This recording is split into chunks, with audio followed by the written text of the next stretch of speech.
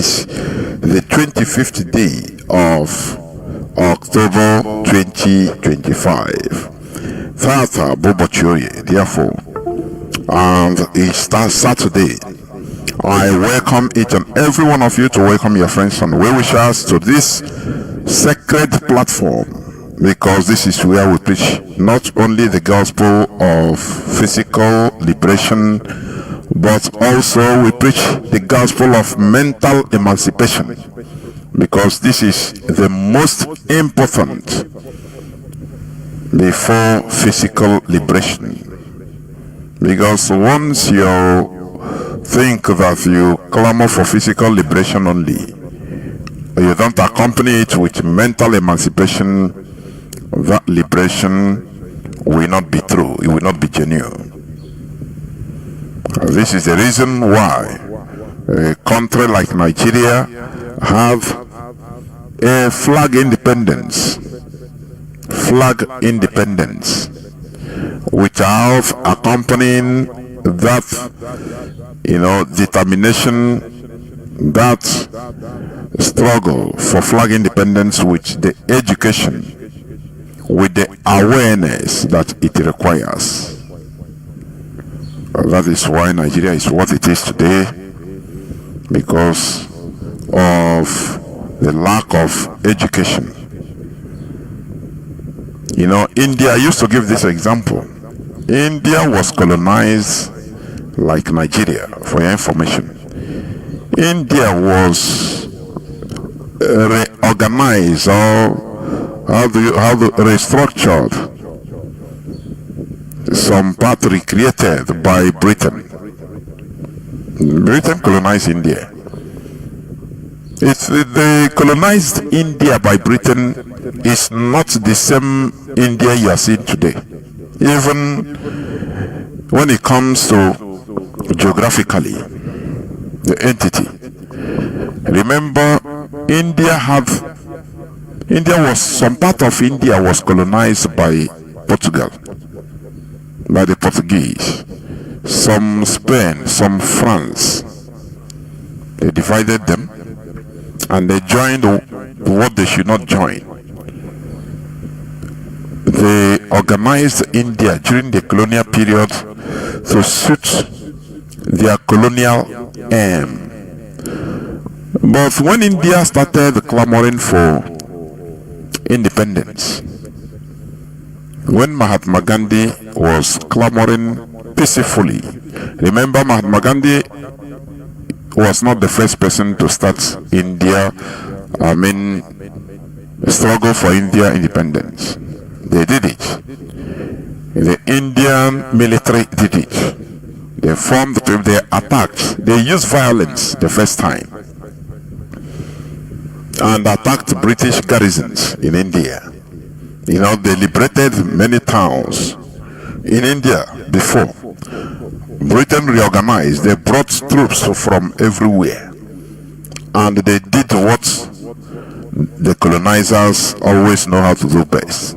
They committed genocide. They wiped out, they killed the villagers, whole villagers. They committed different types of atrocities in order to quell the uprising. Mahatma Gandhi had to run away to South Africa. And from there, he started the peaceful movement. He didn't start peaceful movement by choice, no. But due to the situation at hand. That is why our people should understand that freedom fighting has no formula. It has no, what do you call it? It has no formula. It is not something that is static, a static formula like that once you do it like this and you get free. No. It is something that is done based on the situation, day-to-day activity, based on the situation that you are facing. That is one thing our people should understand. It is not something rigid. Are you getting me? Because our people are so sentimental that they fail to understand what freedom fighting means. So I don't know why please Okay, it's okay. My voice is coming out because my radar is blocking. So, as I was saying, what saved India most was the mental question they asked themselves. Somebody raised a question about India, and he's a Muslim in the part of Pakistan today. He raised a question that this India, every one of us wants. We need independence. Yes, Britain, they are colonizing, they colonize us and they are dealing with, but we need independence. Who is an Indian? Some people, many of us don't understand that question. It's a very deep. Who is an Indian? This India we want independence for. Who is an Indian? An Indian, is he a Hindu? What about Francophone India? Is he an Indian? As I'm a Muslim, is it an Indian? That is what the man asked. As he is a Muslim, is he considered an Indian? What about the Lusophone Indian? Are they real Indian? So the question brought a national discourse. It caught fire. People started, yes, we want it. This was going on prior to their independence. They were still fighting. And they asked this question. The question rose up. This India that we are fighting for, who is an Indian self? And that question brought about the reconfiguration of real India you are seeing today. And they took, India reorganized themselves to their originality. They said, the Hindu said, no, we are the real Indians. The Muslims said, what about us? Which means we are not among. This one said, there was commotion everywhere. There's something I want our people to understand, because I've been hearing this from many of our people. No, we don't need problem. No, instead of why do you want a problem? No, talking about Biafra liberation is a problem. You want peace of the cemetery? Is that what you want? Do you want the peace of cemetery? Is that what you want? The peace of a slave? Is that what you want? No, this thing they do, it will bring problem. But this is normal thing. That is why it is called struggle, fight. In a fight, people are wounded. Sometimes the fight has casualties until the final result. That is it. That is it. India did not, this is why Nigeria is a quagmire today. They negotiated for their independence. No hassles. How do you think that a colonizer will just negotiate with you and give you their colony just for nothing, for your best interests? Let us, we should reason.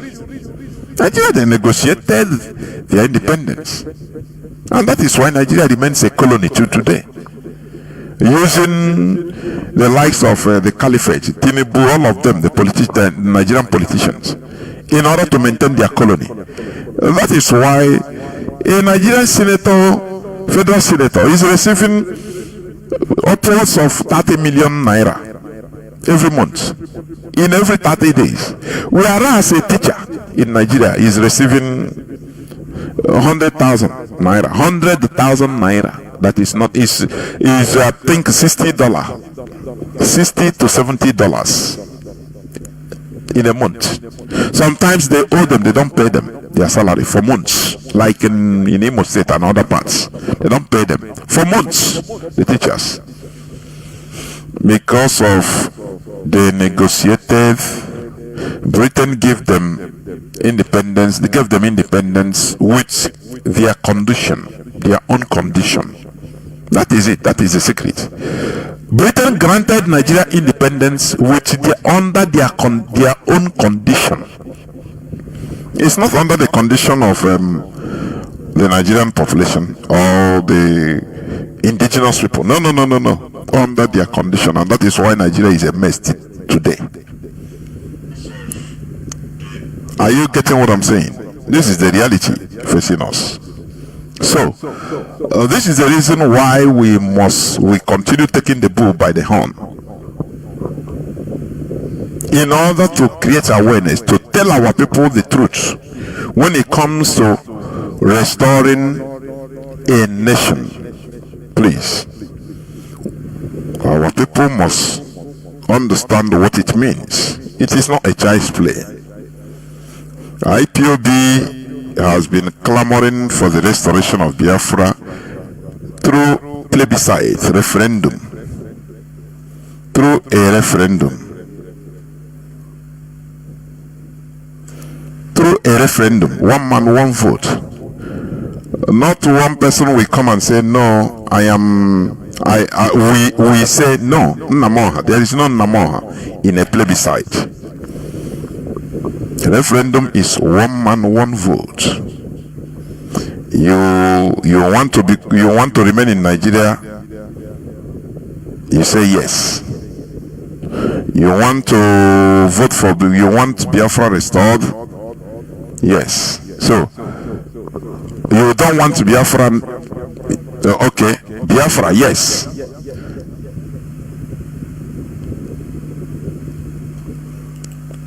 Sorry, I don't know why.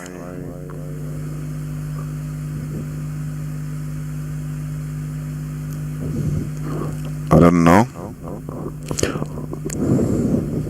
Okay. The report we're having, our CHK FM in Asaba and the environs, they are, you know, blowing, hollering, very fine. Our CHK, hold on, our CHK FM in Asaba has been boosted and it is working. And when the line opens, please, I will love people from Asaba and the environs to call, please. Thank you. So, before I continue on the issues to be discussed, remember today is Saturday, but we must continue on burning issues. We had a very troubling report about our leader being attacked by a newly affected or newly brought in DSS officer. No, they want to always be overly zealous. It has been their plan. They're attacking our leader in the cell, and IPOB is monitoring. What we always say, you know, there is no threatening. It's not a threat. It's not, you know, but Nigeria government should understand that they are holding an egg. They are holding an egg in their hands, very precious egg.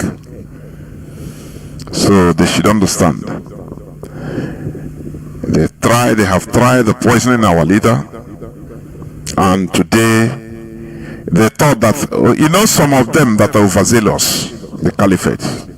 Some people have been clamoring, nah, kill him, nothing will happen. After all, Abiola was killed and heaven did not fall. Mazi Nnamdi Kanu is not Abiola. You wanna remember, Mazi Nnamdi Kanu is not Abiola. He's a different person altogether. So, you know, although everything has happened to Mazi Nnamdi Kanu, because somebody in the DSS, notorious DSS custody for going to 5 years, he has suffered everything. So But Nigerian government should be held accountable for anything. That is it. You know, here we don't threat. There is no threat. But what we say is reality. Nothing more. Nothing more. So, that DSS official should be brought and tried, because it is against the law to attack a detainee. It is against the law. So that guy should be brought out, singled out. If it is not institutional thing or Nigerian government instigated, their failure to bring out that guy will tell us something that, oh, it is after all, it is Nigerian government something. It is their plan. So we are watching. You know, here we say it as it is. We are watching. That is it. Also, I saw on the news headline that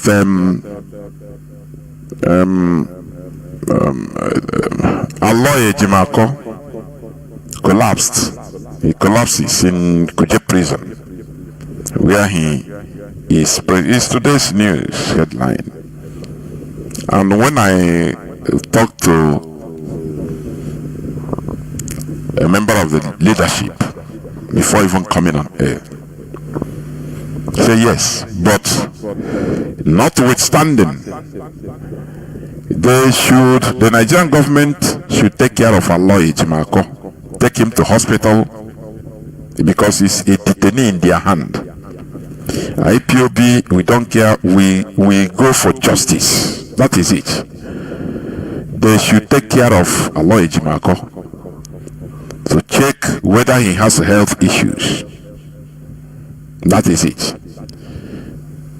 They don't, you know, IPOB, there's a way we behave. When it comes to life, we are champions of life. We don't care our differences, anything.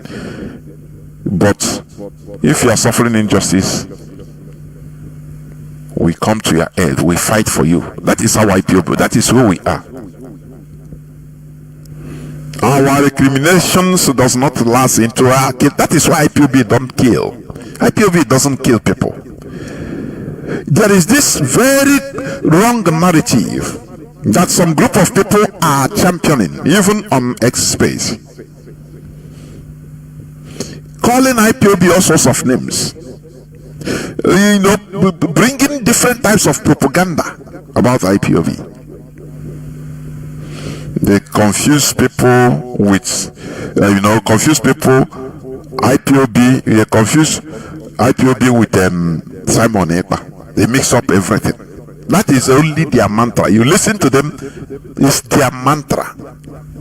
And they can't defend nothing. It's their mantra. IPOB say, oh, he's Simon Ekpa. And we have been shouting right from day one that Simon Ekpa has never been a member of IPOB. And should never be. That is always what they are saying. And they kind of give order for him to talk. Very childish questions. Many of them that are talking, they don't know how IPOB functions. They don't know. They thought that IPOB is an individual thing. They don't know that IPOB is a worldwide phenomenon that is structured. That is one thing they fail to understand. So anything that happens, IPOB, but listen to Odinkalo, Professor Chidi Odinkalo, of I think he's a Amnesty International social activist. Listen to him. I want you to listen to him. These people, they don't listen. That is their problem. They rant. They don't listen. That thing that is in their mind. They don't deal with facts and figures. That thing in their mind is what they portray. They don't argue to bring out facts to understand or to teach you. No, they rant always. That thing in their mind, that is what they want to hear, nothing more. Listen to this man. Listen. those who have taken chances and advantage of Nnamdi Kanu's statements, and the people who have lost their lives? Look, I have had members of my family killed by this thing, but again, and don't forget, I chaired the Truth, Justice and Reconciliation Commission at the instance of the Anambra State Governor on the situation in the Southeast, and I've spent a lot of the past 3 years getting acquainted with that situation across all the 5 states of the Southeast. Unquestionably, there is an IPOB issue, but the IPOB issue is overblown. Okay? If somebody tells you that Obosia in Anambra State is an IPOB issue, the person is a liar. IPOB cannot survive in Obosi. If anybody tells you that what happened with the Americans 2 years ago in Obaro was an IPOB issue, that person does not know the terrain. It was not an IPOB issue. Other parts, in Osu, in Awidemili, in Osumogu, Anambra, Imo State borderlands, where there are IPOB issues, absolutely. In parts of Anambra State, Uga and Arondizogo, that's absolutely correct. But the idea that every issue in Southeast is an IPOB issue is ridiculous. It's absolutely not the case. Let me tell you this. The biggest single issue in security terms confronting the Southeast, in my estimation, based on the work I have done on this, is, I regret to disappoint you, not IPOB. It is one word, cults, financed by politicians. The biggest single issue when it comes to insecurity in the Southeast is thugs financed by politicians. These are things that this man, he did a thorough work. When you see some people that are criminals that are portraying themselves as IPOB or ESN, these are also government financed. I've been saying it, and we have been saying it to our people who cares to listen. It is an intelligence work. They used Simon Ekpa to start. They used Simon Ekpa to do in order, the role Simon Ekpa played is to make our people hate anything Biafra agitation. That is his job. That is why he was hired. What he was hired to do. Can you tell me the rationale as one story that is going online, that somebody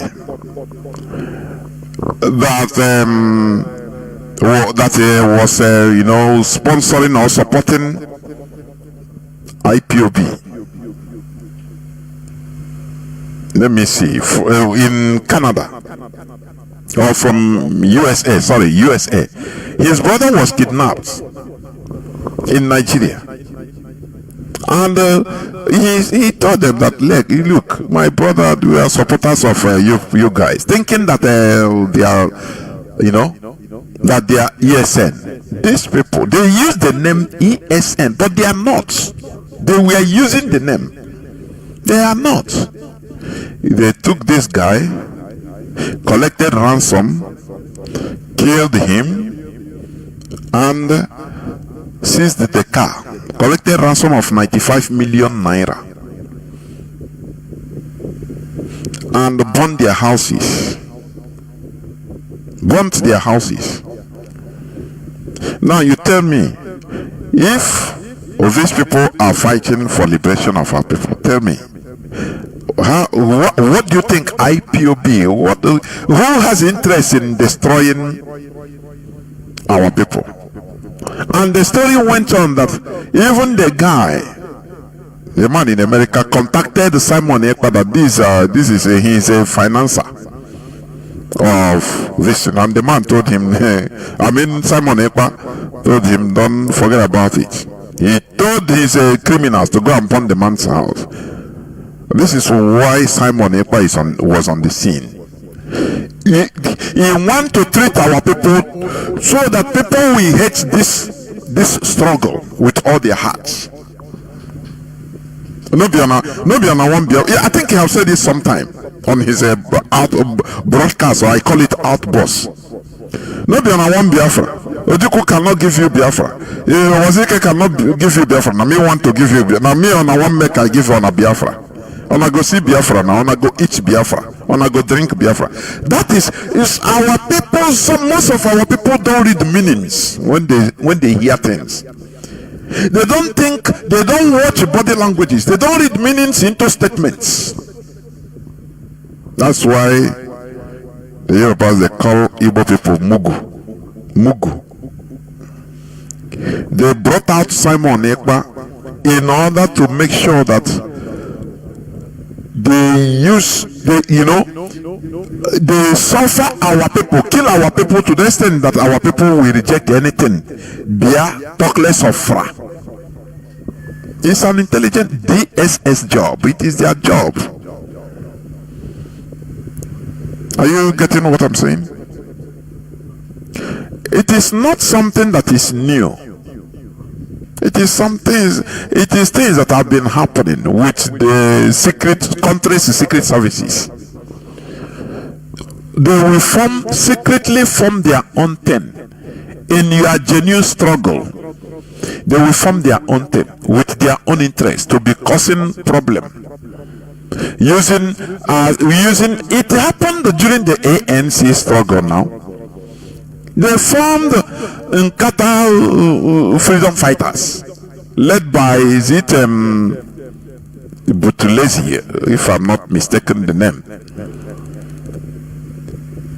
When ANC was at the height of freedom fighting against apartheid, the apartheid government, the South African Secret Service, the apartheid South African Secret Service, they raised and trained the Nkata freedom fighters, the same South African youths.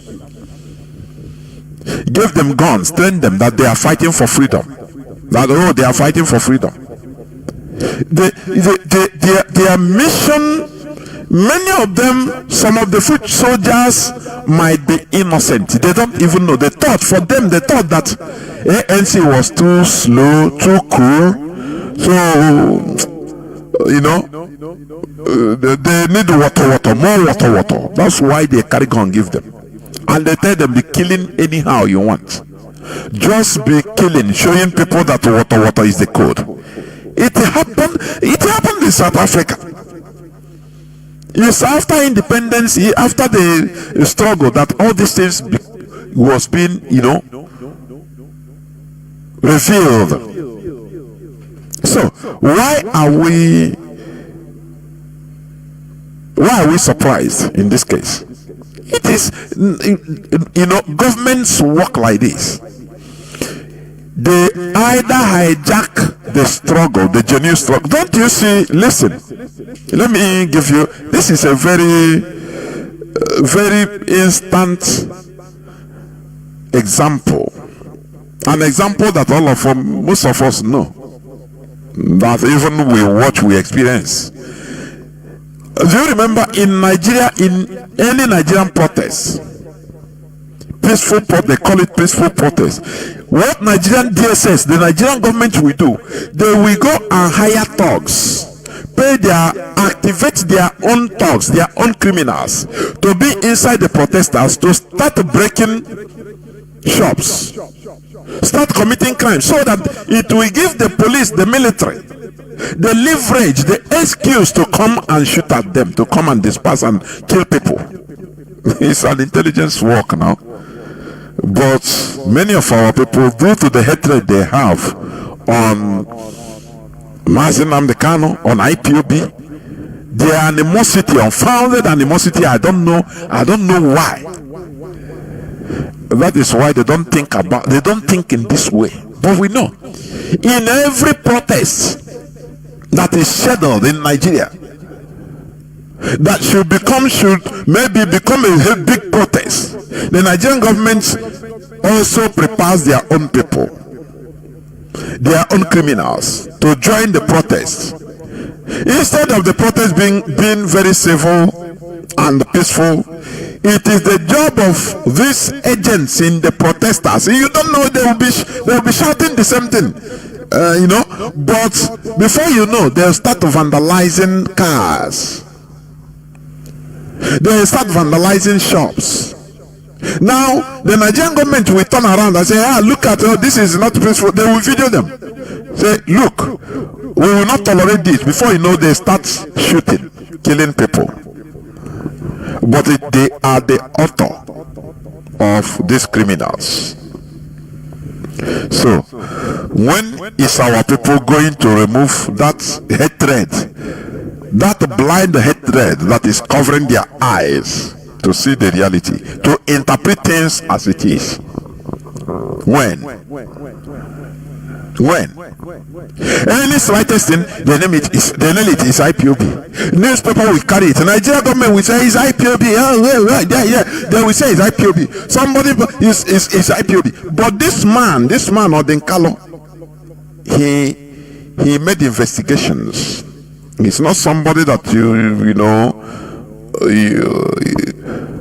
he carried his own investigation and found out. That is what he's telling the whole public.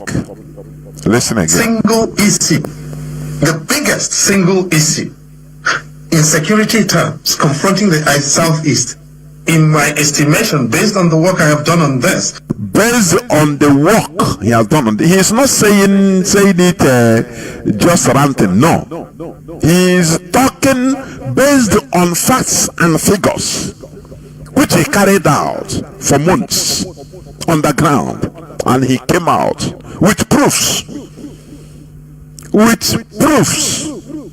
But you see, some of these people, for all this mischievous set of people among us, they will tag everything is IPOB. Maybe they would have tagged IPOB that there is IPOB that brought Hope Uzodinma into Imo State, that imposed him on Imo State. You don't hear them talk about why is it that they impose Hope Uzodinma in Imo State from 4th position. No, they don't talk about it. They don't know that this singular act can bring chaos everywhere. And Hope Uzodinma, he loves it. He is the instigator, one of the many instigators of criminality in the whole of Biafra region. Because as I have told here we open your eyes, both our enemies listening. We say it as it is so that you learn. We understand how governments work. When it comes to issues like this, we know how they work. Hope Uzodinma is one of the main instigators of criminality in our land. Gentle the Yahoo, he called his name Pump and Plain. He said it. One of the main reasons he did it, Hope Uzodinma unleashed insecurity, is for people to be beaten about the bush, blaming IPOB. People will not be at ease, because had it been people are at ease, they will be asking questions. They will now be relaxed to be asking questions. How this governor, how this man was imposed on us. It will be a continuous topic.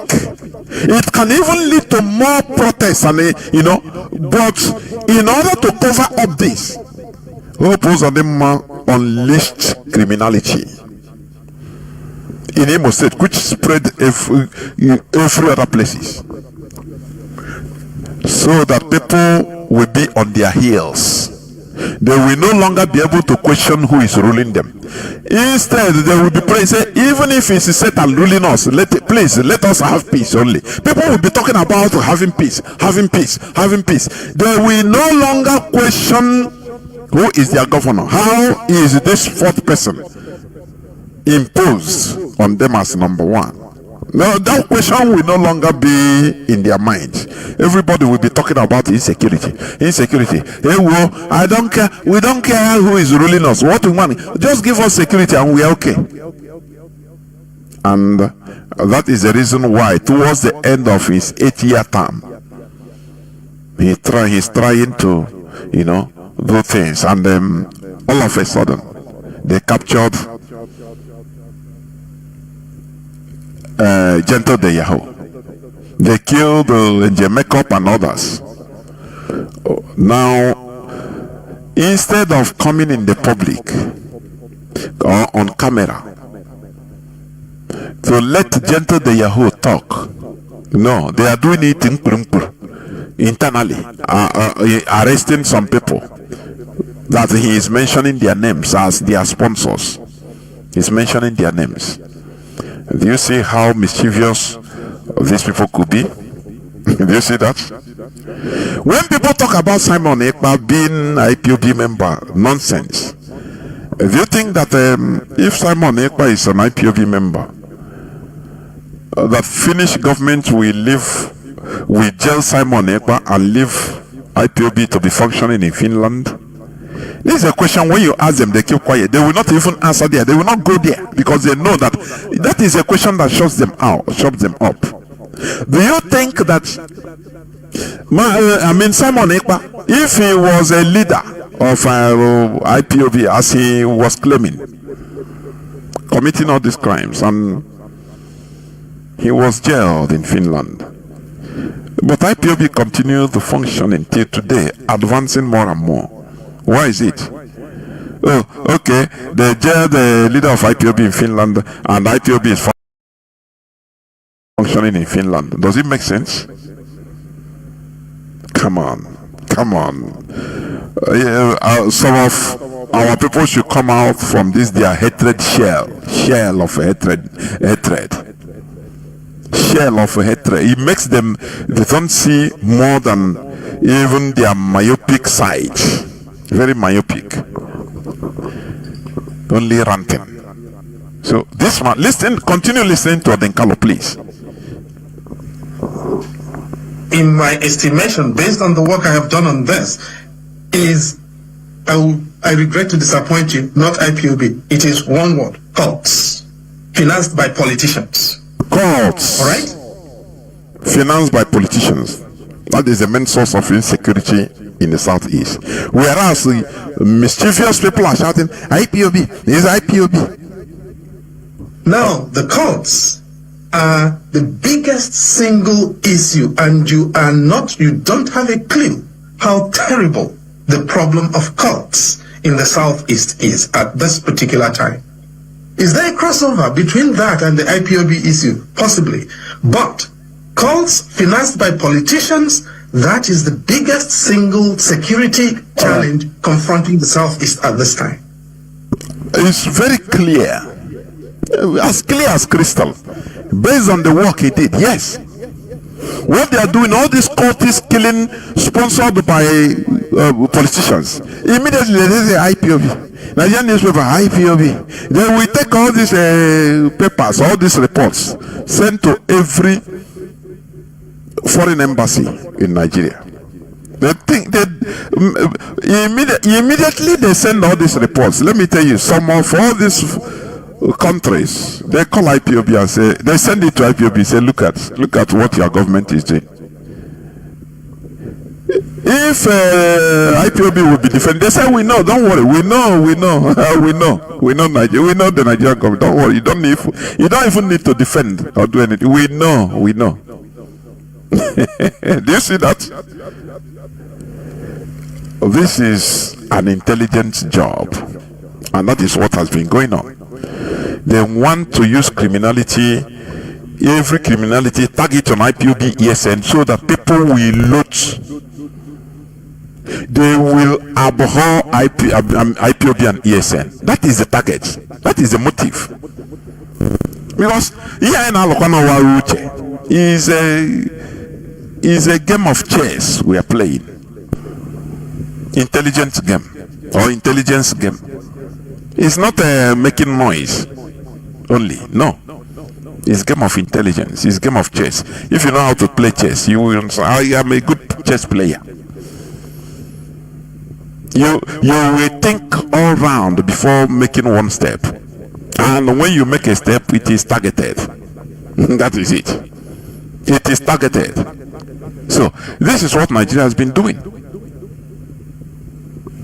And we continue saying it. We continue announcing it. We continue doing everything we could.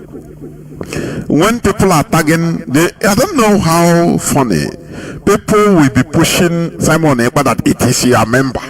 It is your leader. How can you force a leader or not? How can you force fake to be original? Is it possible? I was on X and somebody was forcing it. It's your member. I asked him. Say, now, as a content creator, if somebody plagiarize your Facebook account or YouTube, all those things, his aim is to use it for dubious purposes, scam people and all. And when you found out, you went public. And you inform your fans that, look, this account is not mine. No, maybe he hacked your account or he plagiarized it. It could be plagiarized. This is not my account. He'll be using your picture and using it to be collecting money. I've seen some content creators, they announce, they say, no, any account that is I'm not on social is not me. Once they say it, they publish it, they say it. I asked the guy, I say, if after all these things you see some people fall victim, are you responsible? That is the question I asked him. I say, will they hold you responsible? They say, no. Maybe the victim will say, no, it's you, I know, it's your account. But I have said this several times. Release press release, let me call it press release. Come out on video, talk to people. You have copies of all those things. I didn't hear it now. That is not my problem. You don't hear it is not an excuse. Ignorance is not an excuse in a court of law. Ignorance of the law. No, I didn't know that. No, it's not an excuse. It is for you to search to know. Are you getting? Because the thing is on. They say it's on the public domain. So you're not getting it. It is. We cannot help you. So it's your fault. So I asked him, are you responsible for the scamming of the people? He said no. I said okay. Why will you hold IPOB responsible? Somebody came and started, imposing himself as IPOB member and leader even. That he is the leader. That's this and that. And IPOB needs different official forms to let the public know that this person is an impostor. It has nothing to do with IPOB. Right from beginning. Right from beginning, the one. The official statements are there. The official statements, the press release, everything is still there. So, if anything happens that, he commits crime and you pin it to us, we cannot help you then. You pin it to IPOB. Say, no, you didn't know that IPOB. No, we have done our duty. It is our job to remove ourselves right from beginning.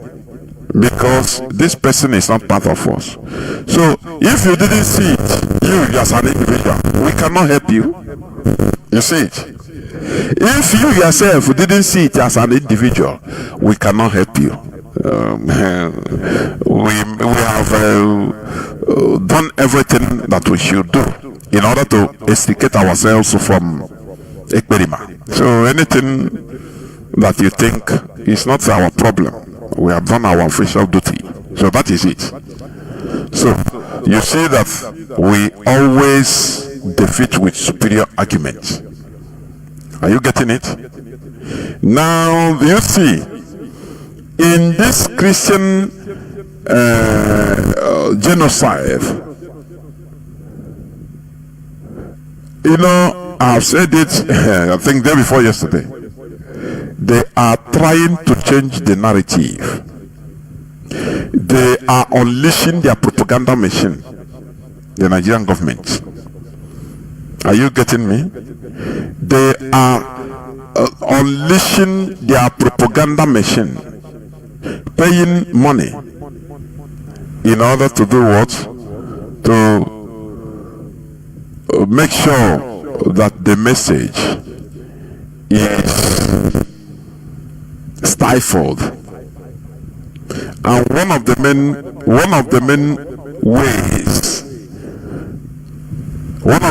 avenues for them to achieve their aim, their dubious aim, is tagging everything to IPOB.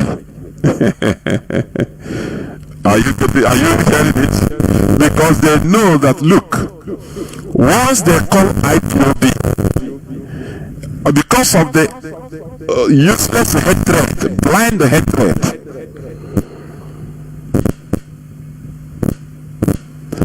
because of the blind hatred, you know, against IPOB, that people will say, I beg you, instead of it, even if they are massacring us as Christians, let it be. You know, they are saying it, they are using the hatred they have against Ndebo, against Biafrans, in order to rally Nigerians to their destruction. That is the Fulanization agenda that is there. Are you getting what I'm saying? That is why they are, everything they are saying that, oh, it is IPOB agenda. So that people will now see the reality that is happening. That, oh, it is the hated group. That's the hated people. They are the ones purveying it. So no need. They want to downgrade the message, the reality that is happening to them. This is, you know, this is what happened in 1966. You know, let me tell you, the Fulani Caliphate acts like a hawk. They don't take chance. Any slightest chance, they come and, you know, take over. When the coup, 1966 coup happened, BBC dubiously termed it Igbo coup that unleashed mayhem. Made them to unleash mayhem. Instead of Nigerians to even other indigenous population to reason. Say, why this? They said, no, these people, hey, they are bringing their Igbo agenda. Self Nigeria, they continued, go on, they used go on. They used go on. In order to do what? They use him in order to rally everybody. Every other Nigerian, the north, the southwest, against Biafrans. There are many reasons why they use Gawon. Gawon is a Christian. One of the main reasons is to showcase to the world that it is not a Fulani agenda. Are you getting me? That is why, you see, if there will be a change of government, you see the north, you see the caliphate. You know, I always tell you that they are very shrewd. They are politically savvy. They are savvy politically. They are highly calculative.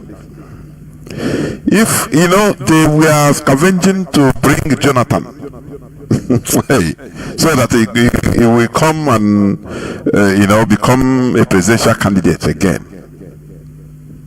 They want to use him.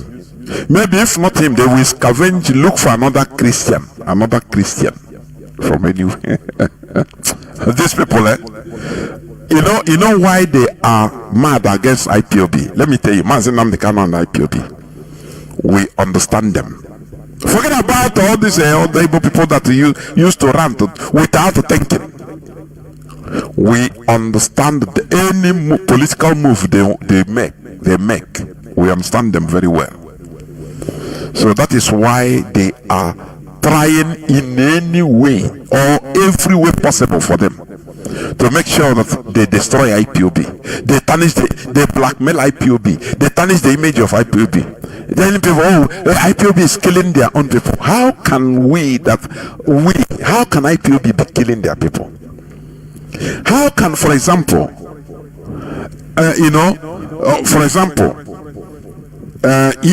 ESN, if I travel to Nigeria, I see the ESN, and I say, I am Mazi Chinedu, hey, and they kill me, for example. Do you think that it is ESN? No, let us be, common sense. You cannot get common sense through PhD. No, it makes you become a professional in your own field, but not common sense. Let us reason. Are you getting what I'm saying? Now, maybe in any way, a strong IPOB supporter, member of IPOB abroad, you travel home, and maybe in one village or the other, or your village, just by surprise, you meet real ESN. Tell them, say, hey, you see how they will embrace you, you embrace them and keep quiet. No. Anything you have, even in Kenya, they will be happy and you will be happy. But when a people purporting themselves as ESN, you see an IPOB member, even a financial contributor, maybe you bump into them in a village or in or movement. You say, no, Chineke. Now ESN no say, na escomesia, but why you wanna, hey, how? And they collect you, they rob you, take you hostage and kill you, kidnap you after collecting your money.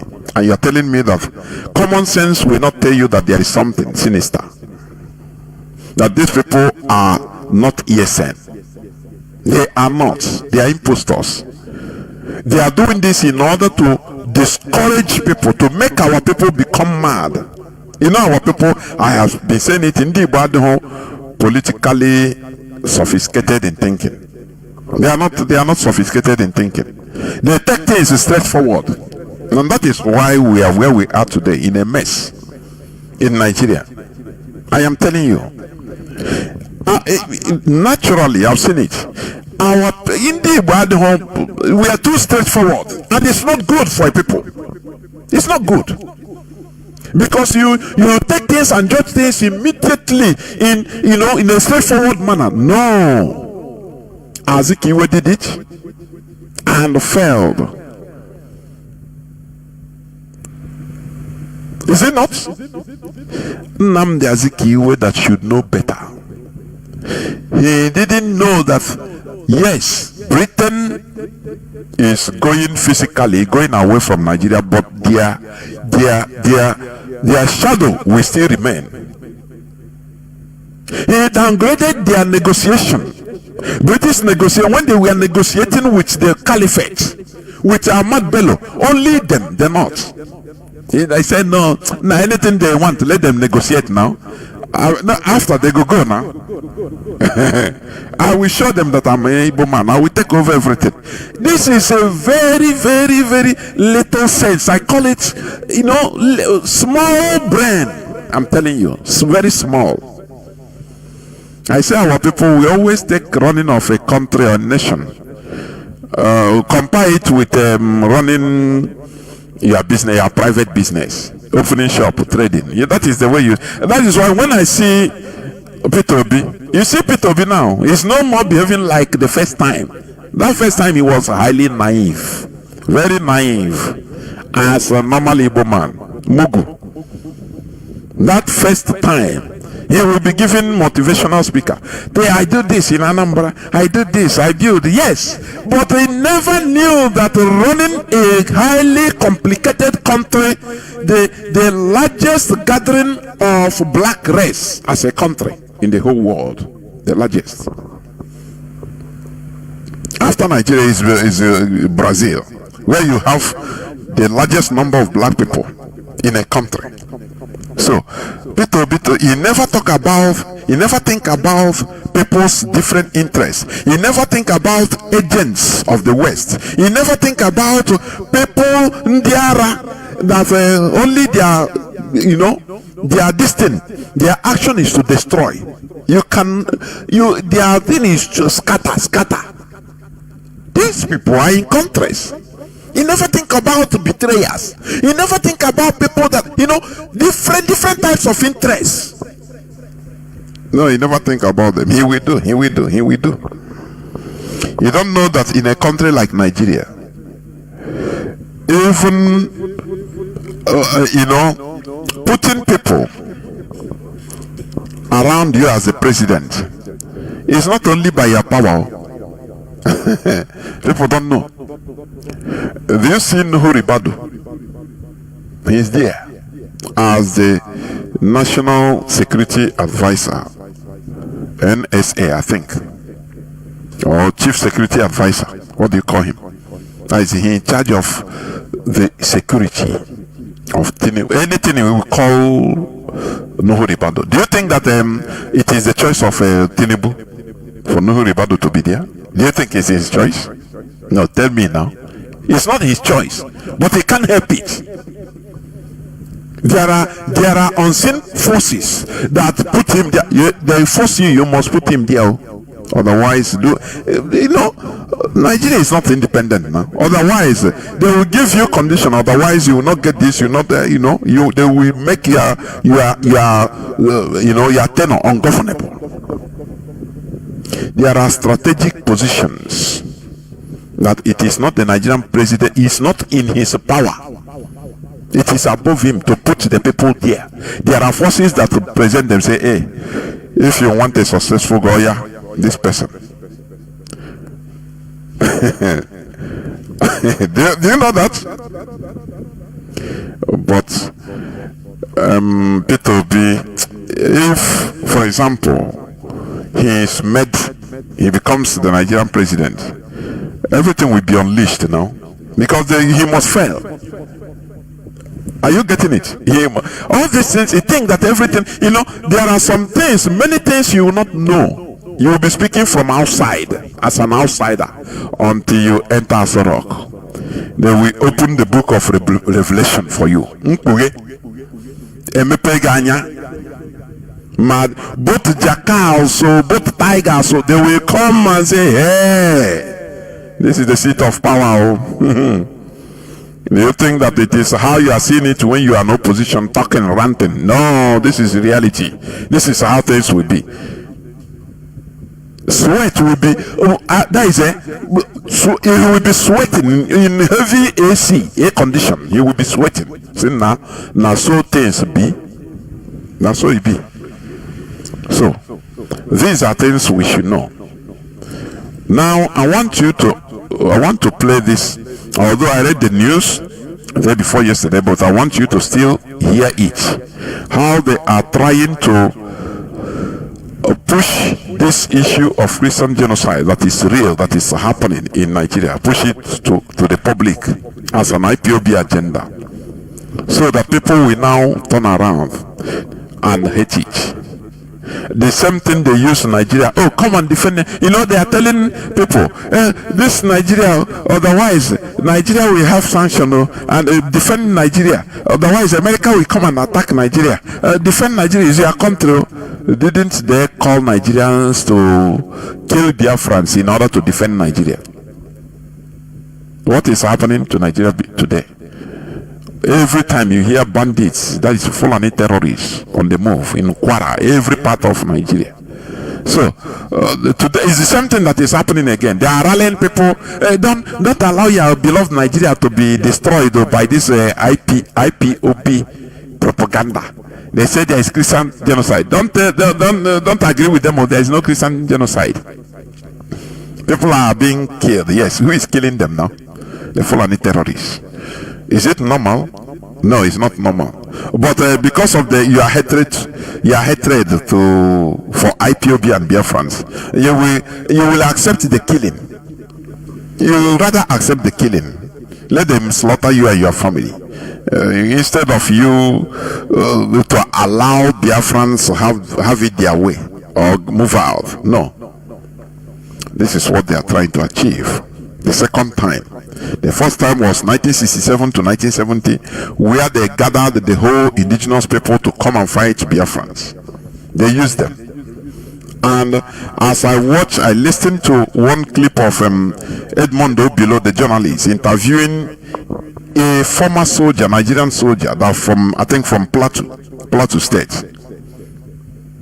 He said he was on the trenches. He survived the war.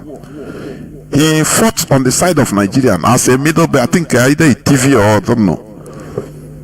But he said a time came towards the end of the war. The soldiers in the trenches, they started reasoning, say, but why is this fight? Why are they fighting Biafrans? He said had it been the war lasted for another 5-6 months, that they will be deserting. None of them will be, because he said they started reasoning, say, it seems there is an agenda by the caliphate, because they don't see the reason why they should be killing Biafrans, fighting Biafrans. For what? Give them their country. Are you getting it? But unfortunately, the war ended precipitously as it did, in a precipitation as it did, and very, very unfortunate. So they are rallying people around again. Nigerians, defend your country, do not allow foreign influence. And you ask them, okay, you don't want foreign influence, but they went outside and brought foreign Fulanis to come and help Buhari take power and continue killing Nigerians till today. The borders are porous, but you don't want foreign influence. Do you see how Nigerians are manipulated in a very gullible manner, using the hatred against Biafrans? That is how they do. Let me play it, please. Listen. Highlight this investigative report by the cable's open source intelligence analysis, which revealed that certain social media echo chambers affiliated with the indigenous peoples of Biafra have played significant roles in amplifying claims of a Christian genocide in Nigeria. Well, according to the cable, data from X showed that between January 1st and October 1st, 2025, there were approximately 165,000 mentions of the topic, reaching an estimated 2.83 billion people, a figure more than 12 times Nigeria's population. Four prominent hashtags emerged: hashtag Christian Genocide, Truth Nigeria, Lara Logan, and Biafra Exit Now, which was an unusual part of the discourse. Confidence Makhari, a senior geopolitics analyst at SBM Intelligence, stated that the story about Christian genocide in Nigeria was initiated by IPOB as far back as 2016. The analysis found that they are mentioning IPOB, so that Nigerians, being gullible with the hatred against IPOB, against Ndibo, that they will now turn against and say, if it is like that, I beg, there is no Christian genocide. They have forgotten how Christian pastors were shouting in Plateau, clamoring, begging the international community to come and help them. Now the help want to come, they want to use everything to destroy it. to destroy the help. So that Nigerians will say, no, we don't need help. No, Nigerian Christians, no, we're okay. They want to save Nigeria and destroy their lives. It's very, very pathetic. That is why they are using this IPOB in order to put, in order to blind their eye. The same thing they are doing even in Biafra region. Any slightest crime, any criminals, any slightest criminal activity, killings, they target IPOB, so that people will hate IPOB. Exactly, that is what they are playing on. The hatred of IPOB. They are it is politics. They are playing on it, using it. Are you getting what I'm saying? So that Nigerians will say, the same IPOB, instead of them to get what they want, I beg, let us save Nigeria by saying no, there is no Christian genocide. There is no. It's a lie. It's a lie. Do you see how smart the caliphate is? They are very smart. They will position you, and you will be acting for them. When they get what they want through you, now they change their face as usual, and now you start regretting. You can no longer reverse it back. It's a game. No more reversal. It's gone. So they continue. They dribbled many Nigerians, mostly middle betters, use them. Say, go fight against Biafran, so defend Nigeria. Nigeria is your beloved country. Defend. The middle betters slaughtered Igbos, slaughtered Biafrans in general, with the hope of saving Nigeria. Today, their eyes are open, but it's too late.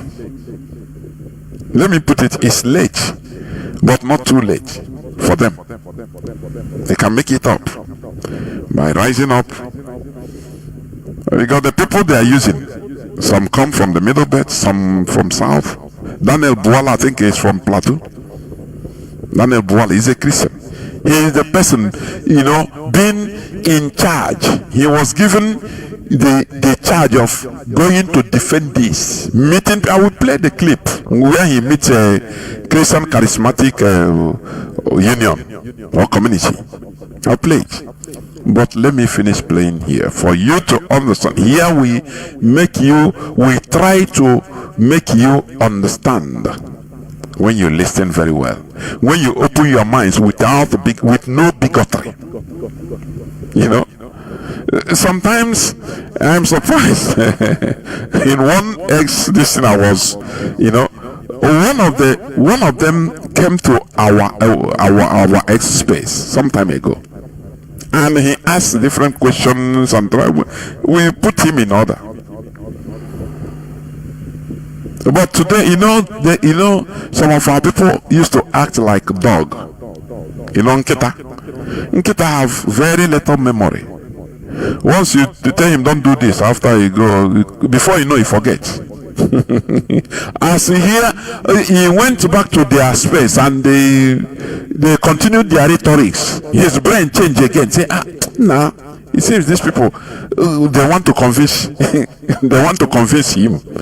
Others will be mocking. It's like this. All they can do because they are afraid of us. Even in their spaces, they said, no, do not allow all these IPOB members to come and talk.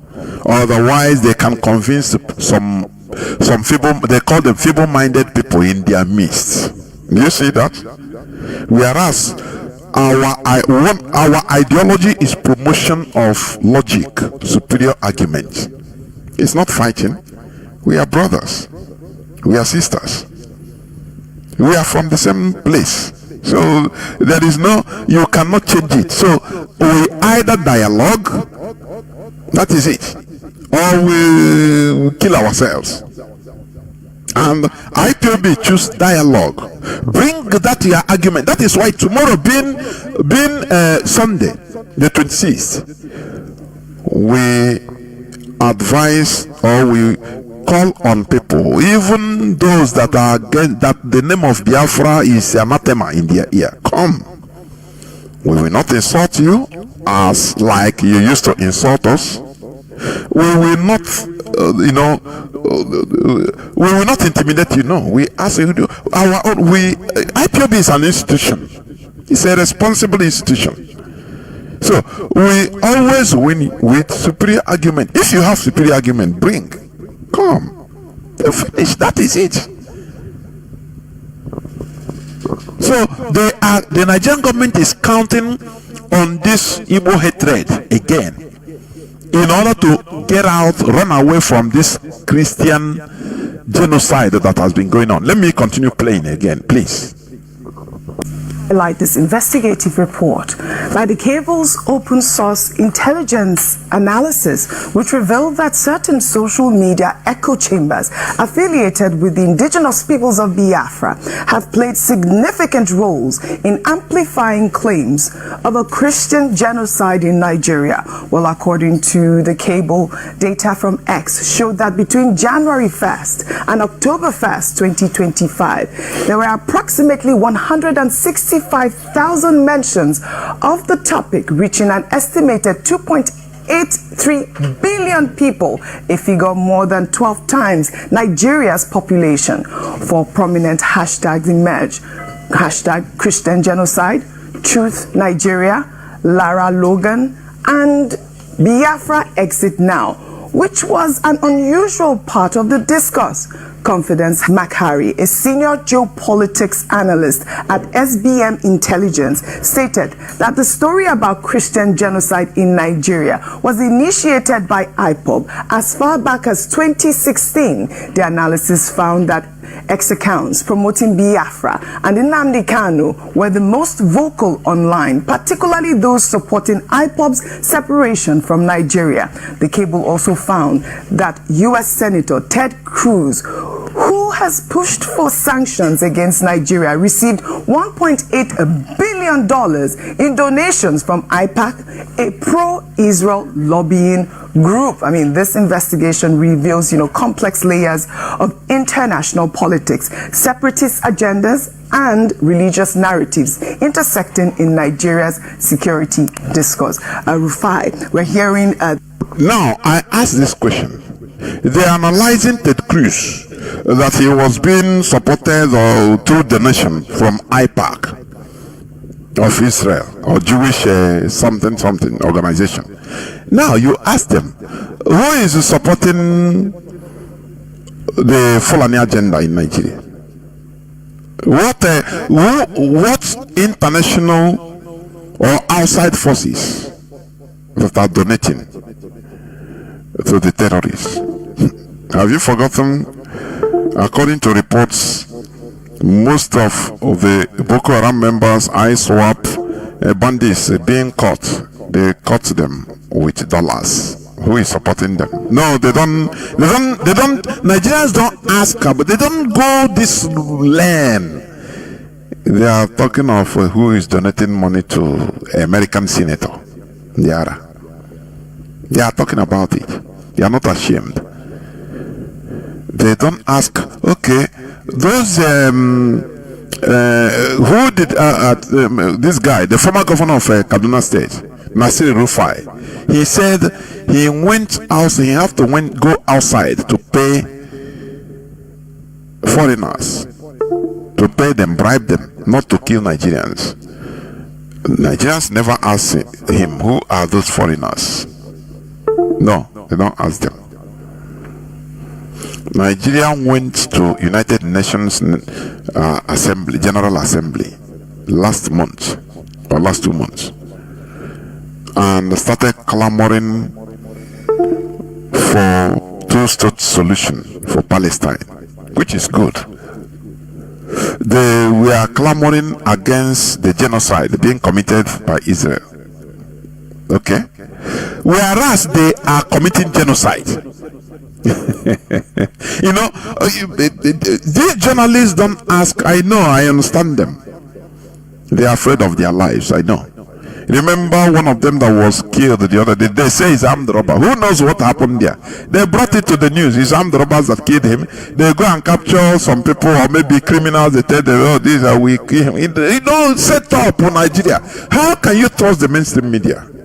How do you trust the police in Nigeria? Tell me. With their conduct, we know them. We don't give any single trust on their report. The news is, oh, it's armed robbers that killed that girl.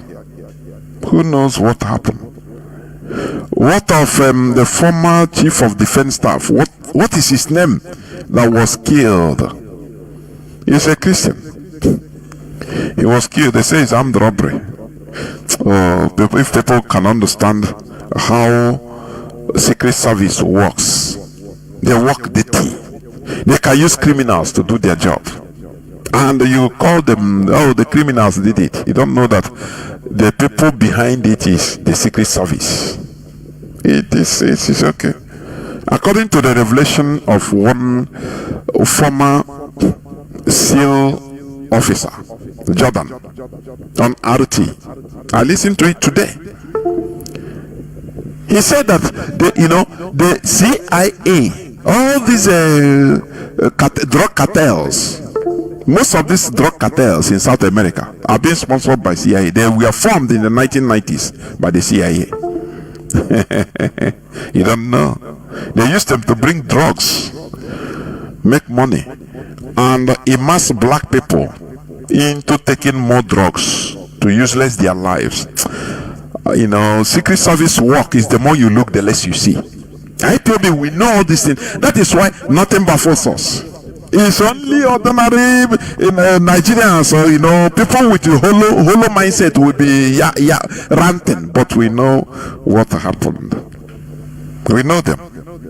As Nigeria know, that's why they are attacking IPOB. They know that we understand them. We understand how they work. That is why they don't leave us alone. They say, these people, hey, if we allow them, Nigeria will be destroyed. Because we know how they function. The Fulani Caliphate. We know how they function. They use the brains of Nigerians, because many of our people, because they think only straightforwardly. They don't bend down to reason what is the purpose of this, why this happened, why this, why that. Asking questions, they don't ask questions. They take it on face value. Oh, it's like that. It's like that. Please let me continue playing the tape. Please continue listening. That IPOB is one of the groups that have promoted this hashtag Christian genocide, but I mean, we have seen major killings. But before I come to you, I'll take this story. Meanwhile, the Christian Association of Nigeria has faulted the statement released by a special advisor to the president on policy communication, Daniel Bwala, after a meeting with the association in Abuja. The dispute centers on how Bwala characterized CAN's position on allegations of Christian genocide in Nigeria. On Monday, Bwala visited CAN's National Secretariat amid allegations of Christian genocide and moves by some U.S. lawmakers to protect persecuted Christians.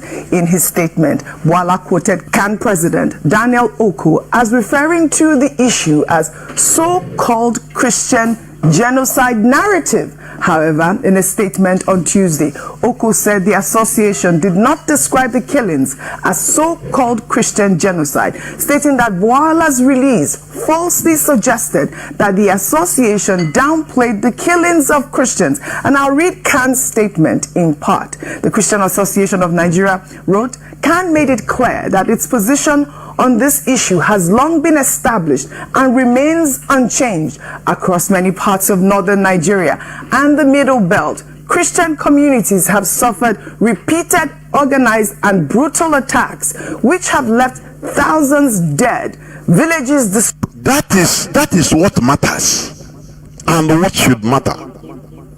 Is Christian genocide real? That is what matters. But they are trying to carry Nigerians. No, you know who brought this news? It's IPOB. They want to divide Nigeria. Is this and that. So we are Nigeria. Before you know, they dispatched some senators to America, to Washington. No, they know how Nigerians, their mentality, how it works. Once they hear IPOB, they say, hey! If it's IPOB, bring them, kill them. I know we don't want them. Instead, let the Christians be dying, no problem. What matters is the news factual? You know? The thing is that Christians have suffered. Christian communities have suffered repeated, organized and brutal attacks, which have left thousands dead, villages destroyed, and families displaced. Chicken? Not saying who said it, who promoted it. It is promoted in hashtag IPOB, and it reached 2.83 billion people. And I also tell our people listening to me, you know, go to X, please. You see the Christian genocide, we will not leave it. We continue hashtagging it. We continue be posting it every days. We want this Christian genocide to be discussed to reach 8 billion people. More than 8 billion. The whole population in this planet Earth. They know how to digress our people's mind, or Nigerian population's mind. They know how to digress, they distract them. I think, let me digress a bit. These people are about very dark man at the early stage. Hey, Savior. Nigeria, they know how to. Nigerian government, Fulani Caliphate, they know how to treat Ndibo. They know that that's why I no blame. You see what the Yoruba said in that clip? I concur with them. Ndibo, many Ndibo, Mugu. Before you know, their body temperature will raise. Once they see small thing, hey, very dark man, oh yeah, was it the Savior? Can you see him? To destroy your businesses in China. Anything happen? You know, I hold choke upon. Hey, oh yeah, was a Savior. Nah, happen and there. Oh yeah, oh yeah, get saved from the atrocities of Nigeria. Oh yeah, from atrocities of Nigerian politicians. Now to save us. You know, one person. Caliphate, they know. Just small music, you people will start dancing. But when the person changes, brings his real color, hey, people start saying, wow, start shouting. Because you people are sentimental. Please continue listening.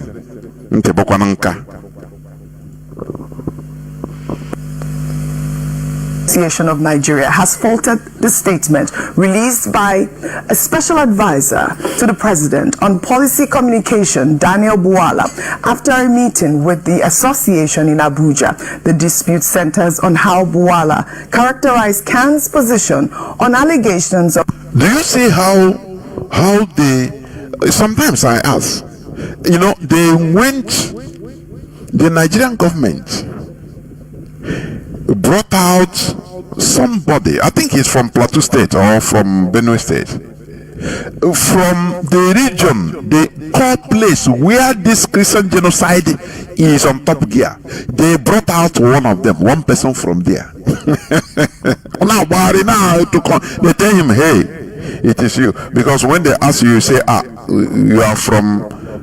Why they brought him? In order to counter any narrative, the facts that this Christian genocide is happening in Plateau, in the Middle Belt. They brought a Middle Belter. I say the Caliphate, they are very smart when it comes to politics. They are very smart. Do you remember I played it here, Jonathan Goodluck Jonathan's statement in the book launched by Irabo, General Irabo, on Boko Haram. You remember when he said he was the vice president to Yaradua during the Niger Delta militants issue. He was the person being sent to go and calm the whole zone. He went there because it is his people. They say, now you have people of you, now you go and destroy them, collaborate them, compromise them. He went and did the needful. He compromised Atiku Tom, Abiateke Tom. All of them, he compromised them. So the manageable level of the militancy you are seeing today. Okay. What about why they never stop Boko Haram? Instead, Boko Haram give birth to different terrorist groups. Lokarawa, Mahmuda, Wolu, the most recent, I think in Middle Belt or Kwara, Wolu. They have ISIS, they have bandits, headsmen, all. Why don't the northern politicians go and stop them as they quell them, as they use youth or our own people to go and quell the Niger Delta militants? Why? Instead, they go promote, they will go there, do lip service. Nah, this thing plenty on a while, they bring money, these people need money, they give them money. They go and tell them, say, more they do, what you they do, we know, we are politicians, we are to your back. We are to your back. No listening. Even if we come out to talk, say, kill the whole Boko Haram, they are miscreants. No, that's not lip service. So they give them code. Say, no, no worry, more than they now piano bambono. Till today, you have up to 10 terrorist groups in the north. Why didn't they destroy them? But when it comes to your own, you come, they use you, they come, oh yeah, quality, you destroy it. Bring military. You know how to, only you know how to bring military. They bring military. Oh yeah, kill everybody. Any you to kill. There are people that are not politically smart. They are not politically smart. They use good Lord Jonathan. Go meet his people. They say no one can our people. No, now me there for government. Now we there for the head. They say, yeah, no problem. Now I go bring money, no problem. Waiting be, I'm gonna stop this. Hand over, take amnesty. They deceive them. But the Northerners, they know how to use their thing as assets. Is it not? Now you and them who sabi pass, who no pass.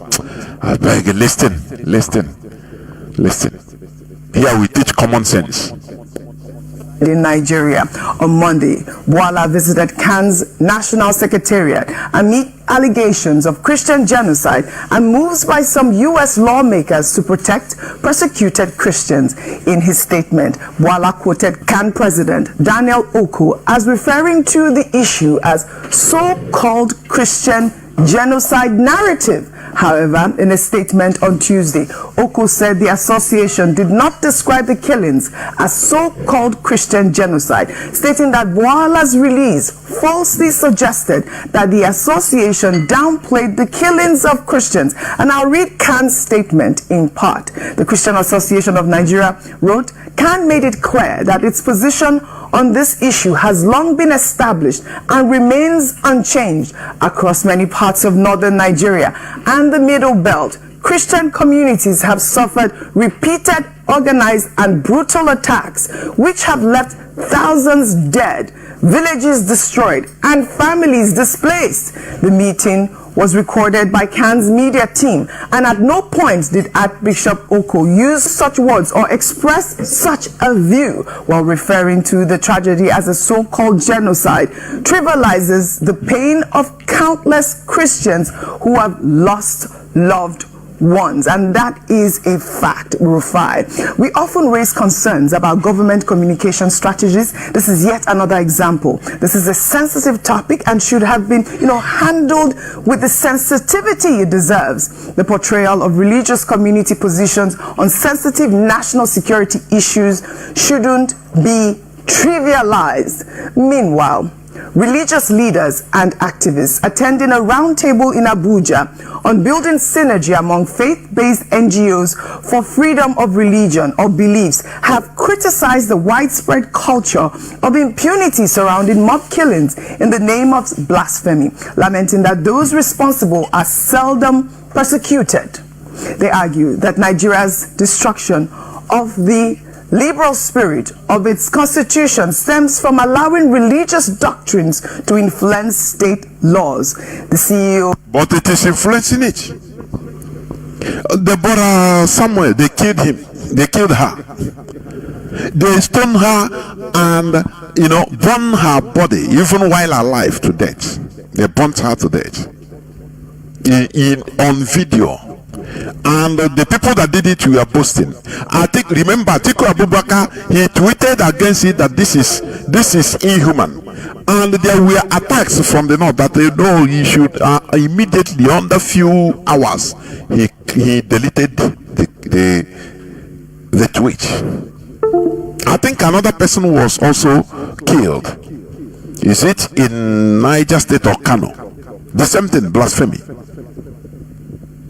What of this our brother that has his shop in Abuja, the federal capital territory, that was now meant to be taken by Sharia? Sharia is people are not Chineke.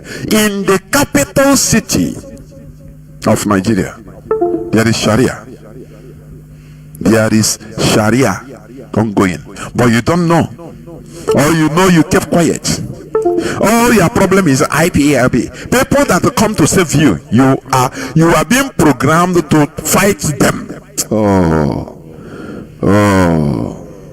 Oh, very bad. I'm very sad. Sharia is in Abuja, and you never knew about it, and you don't talk about it. From Abuja, they are coming down. From Abuja, I think Abuja is the capital. It's no more. They will tell you it's no more. It's to protect. I mean, it's for only what do you call the Muslims. This is how they roll. I think one time even Murik, this Muslim something in even in some parts of Lagos, in some part of Southwest, that they should allow people going to school, children, to be wearing this their, what do you call this Arab, with this their wear that covers their eye, everything. This is how they roll. It's solicited for even Sharia to be introduced in many southern states. They will quote and say, no, it's for only the Muslims. So this is how they come now, because they know that you are, many Nigerians are idiots. They will say, no, you don't concern us, leave them now, don't be there. Sharia, no, is it not like that? Obasanjo allowed them. No, he said it's a political Sharia. They will destroy them, say leave them to get what they want. Today, I think 12 or 13 states first. Now they are encroaching in every state in the north. From there they are coming down. That is how they roll. Why you are trading? Why you are talking against ESN? Propaganda. Yeah, ESN is them that they kill. This the real agendas, the Fulani agenda. They are coming down. Don't you see how you are small brain? Don't you see that? Please continue. Listen. I will soon cut it and play another clip. Christian Awareness Initiative of Nigeria, John Hayab, during the meeting also decried killings of Christians. And let's take a listen to him, Rufai, before I come to you. Nigerians are being killed, and Nigerians are crying that this killing must stop. Fortunately for us, Ted Cruz started the conversation in America, but we too are the victims, and we are saying this conversation affects us and do something to stop it. So if you want to stop anything, just stop the killing. That's all. If this killing is not stopped, then this conversation will continue to generate other issues. Stop the killings. Prove that you don't want this killing. Let victims see that you don't want these killings. Parents, relatives of victims realize that those who kill their loved ones, the law is going after them. And Mr. Joseph here has made the exact point. If we want this whole thing to stop, we have to stop the killings. It's not about painting Nigeria in a bad light or not. We have actually seen Christian killings, and there are videos of mass burials in Plateau State that have resurfaced online, showing humongous coffins and all of that. It's really a sad situation, but we shouldn't trivialize it. I'd like for you to talk about Khan's clarification with Daniel Bwala apparently trivializing the sensitivity of these Christian killings as well. I think the attempt by the cable to rope IPOB into this, I think, is highly condemnable. Because when you check the data and the statistics, not only IPOB that has been talking about the killings of a lot of Christians in this country. Of course. You know, they want always to divert attention because they know how Nigerians, they master Nigerians, they master them. Nigerian population, you see the politicians, they master them. The caliphate mastered Nigerians. Their psyche is in their hands. They know how to distract them. They know how to push them off balance so that they can achieve their goal. And before you know it, they are gone. Christians have been, is it not praying? They have been praying. Now help want to come. All of a sudden they kept quiet. They want to now save Nigeria. Oh, save Nigeria. If you accept that you are being killed, which is true anyway, but if you accept that you are being killed, which means Nigeria goes scatter, IPOB will take advantage. This is just the message they are taking out to them. Whereas they have been praying. We saw burnt down churches where a pastor went to the ashes there and started praying, crying, God help us. Now, God want to help you. Where are you people? They come, you will not see anybody. Where are people like Adebayo? All these that the Jews, where are they? Nothing. Tomorrow they start, hey, now wow, the Christians are so, the help want to come.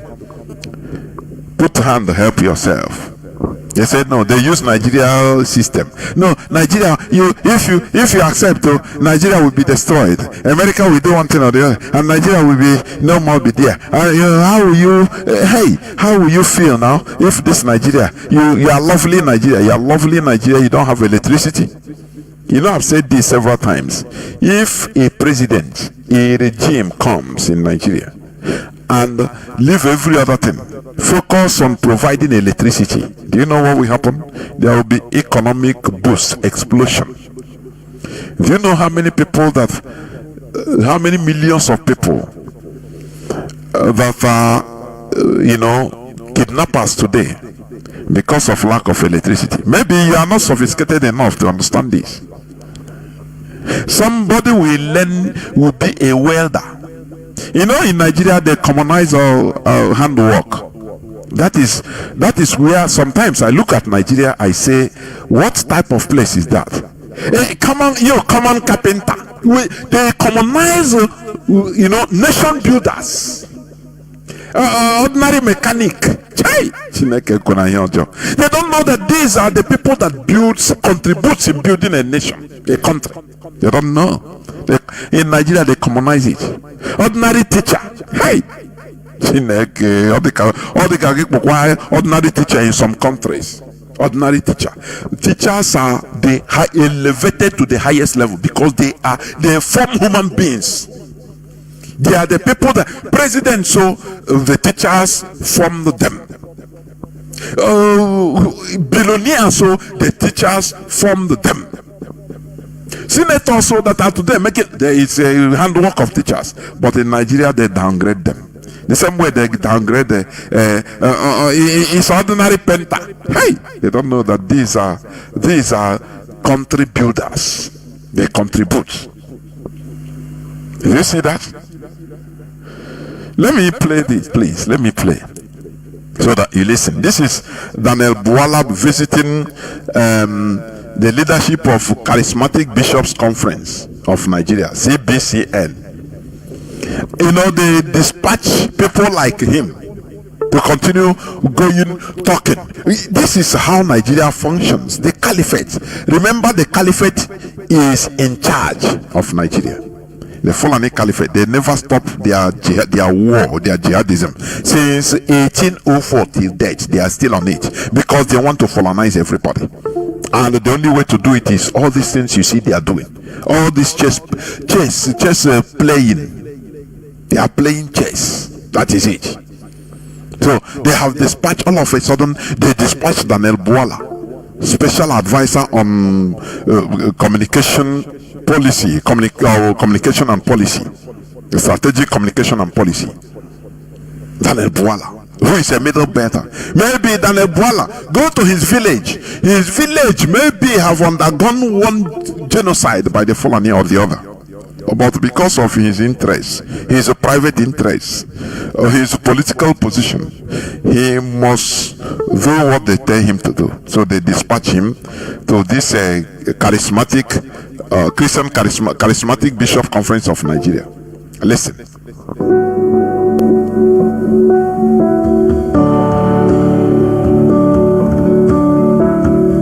This is our case and why we are here today. We have always said, engage with the communities, with the Christian organization for the purposes of changing any position that they hold. No, that's not why we are here. Khan had stated that they believe there is Christian genocide in Nigeria. We didn't go there to change their opinion or to change their position. We had a meeting with PFN. PFN said, we welcome you. Our preliminary position is that of our parent body, and we cannot deviate from them. We did not seek to change the opinion of PFN. So when we went with Khan and they said it is the same, and I'm repeating it here, we are not here to change whatever position you hold. Because I'm sure for you to arrive at that decision, you must have sat, you must have had meetings, and presidency can come and change that. However, what we are here is government engaging with communities that are affected. So it is now that Nigerian government is engaging affected communities. Do you see their aral, their mischief? Now that the Christian genocide is on top gear everywhere around the world, that is now the time they remember the Christian community to come and engage them. Well, how do you feel when they killed you? How did you feel? Please tell government what should government change? And they are very mischievous people. The hope of one, collecting data from you as to your experiences, your fears, your frustration, and your expectation of government. Even recommendation, because PFN gave us recommendation. The meeting was not long enough to call for recommendation. However, they still gave their recommendation in terms of engagement. So let it not be misconstrued, most respectfully, that our visit is aimed at changing the position that religious bodies have had or have held or are holding. No. Our engagement is so we can deepen dialogue. Our engagement is so we can promote religious tolerance and cohesion. Promoting of religious tolerance. Let me play for you now. Religious tolerance. Promoting of religious tolerance in Nigeria. I will listen to religious tolerance. I was in my shop 3 months ago. Some people just carry motor gun. Said they are from Sharia court of Gudu. That they are chief litigation and chief registrar has auctioned my shop. I told them that I don't have any case with them. Why should they auction my shop? I do this church in 2012 for our rent. Their phone shop in number. I rent one to somebody. They said that person in the shop is showing their credit. I told the person owner, why don't you provide his goods? That the goods in that shop, they don't care about the goods. They say what they know is they want to take that shop. I tell the person should come to the court and tell the people I'm the owner of the shop. I go there. Even though I'm a Christian, I tell them I watch a Christian go to Sharia court. They say I must stop if I'm the owner, then they will leave me my shop. I take all the documents to them. Even when I reach there, they even see the document. They seize his documents in Sharia court in the capital of Nigeria. This is the religious tolerance being blabbed. I call it ranting, blabbed by Daniel Bwala. It's now this is the religious tolerance. In the north, before you rise up in many parts of the north, despite some places, some are mostly Christian, some communities, before you rise up politically, you must change from being a Christian. As a Christian, you have no political future in the north. Do you know that? Before you rise to some certain level, they will force you to convert to Islam. Do you know that this is part of the genocide? Do you know that? You are absorbing the people in order to reach their political height they want. They cannot reach it in their own on who they are. All these things are not seen by Nigerians. They are telling them, no, it's IPOB agenda, protect Nigeria. The same way they rallied around the whole indigenous people in the north and southwest in order to fight Biafra. Protect Nigeria. After now, is it not Danjuma that was shouting, they collude, the Nigerian military is no more, they are no more neutral, they are not neutral, defend yourself, when they are slaughtering his people in his very lovely Nigeria. Listen to religious tolerance. That is the type of religious. This is not in Katangurao. This is not in one village in Sokoto or in Borno. This is in the capital city of Abuja. The Sharia court came and took somebody's, a Christian, an Igbo man, his shop for something he did not do. He says the person that rented his shop owed them something. I don't know what he need to pay, tax or what, I don't know. Now they come, they have to take the shop to auction it. Auction. Sharia have said it, so you cannot argue the word of Allah. So it is Sharia. This is the country we want us to continue being together. And this is the religious tolerance Buwala is talking. When they talk, when they are being used to this Buwala that is talking, in the next 20 years he will start regretting his action today. This is how useless they are. Let him go and ask Gowon. Let him go and ask Danjuma. And many of them, David Mark, all of them, they are regretting the actions they played. This is how they are. Our engagement is so we can get to synergize a common front against the evil of insecurity in our society. And we know why and how the sudden campaign in the United States came, when in fact if you are relying on a report of 2020, for example, in 2020 you were quiet, 2021 you were quiet, 2022 you were quiet. Between that 2020 to 2025 there have been reduction in the volume of those crimes, but suddenly in 2025 you start crying, and unfortunately you are not pointing at 2025 report as your basis for fight, you are pointing at 2023. People used to ask questions. There must be a reason. Why have you suddenly done that? Secondly, why is it that from why is this man saying this? It is only when the thing reaches to the limitation, I mean the heights, that he should attend. That is when the news, that is when it will explode. They have been suppressing this for many years until now it come out.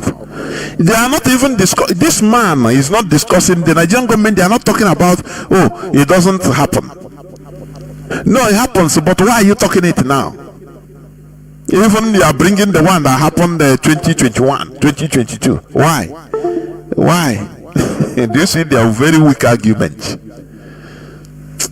Certain demographics are the ones pushing that. For example, Bill Maher started the whole thing. Bill Maher is an American comedian and a journalist, but Bill Maher is from the Jewish descent. You know why they are putting all these things? There is a way these people, the caliphate works. When I talk about the caliphate, is the Nigerian government, because that is being under the control of the caliphate. They will push issues to people, hated people that are hated, even if it is factual. They twist your mindset. It's a psychological game, so that you say, so is these people that are pushing it? It doesn't matter whether it's true or not. That is not what you are going to ask again. Now, what matters to you? The people that are pushing this. That is the discussion they want people to be having in their head. So these are the people that are the Jewish. IPOB. Okay, I now understand. The person that is considering this, maybe he lost his siblings. His father was killed in the Christian genocide and he survived.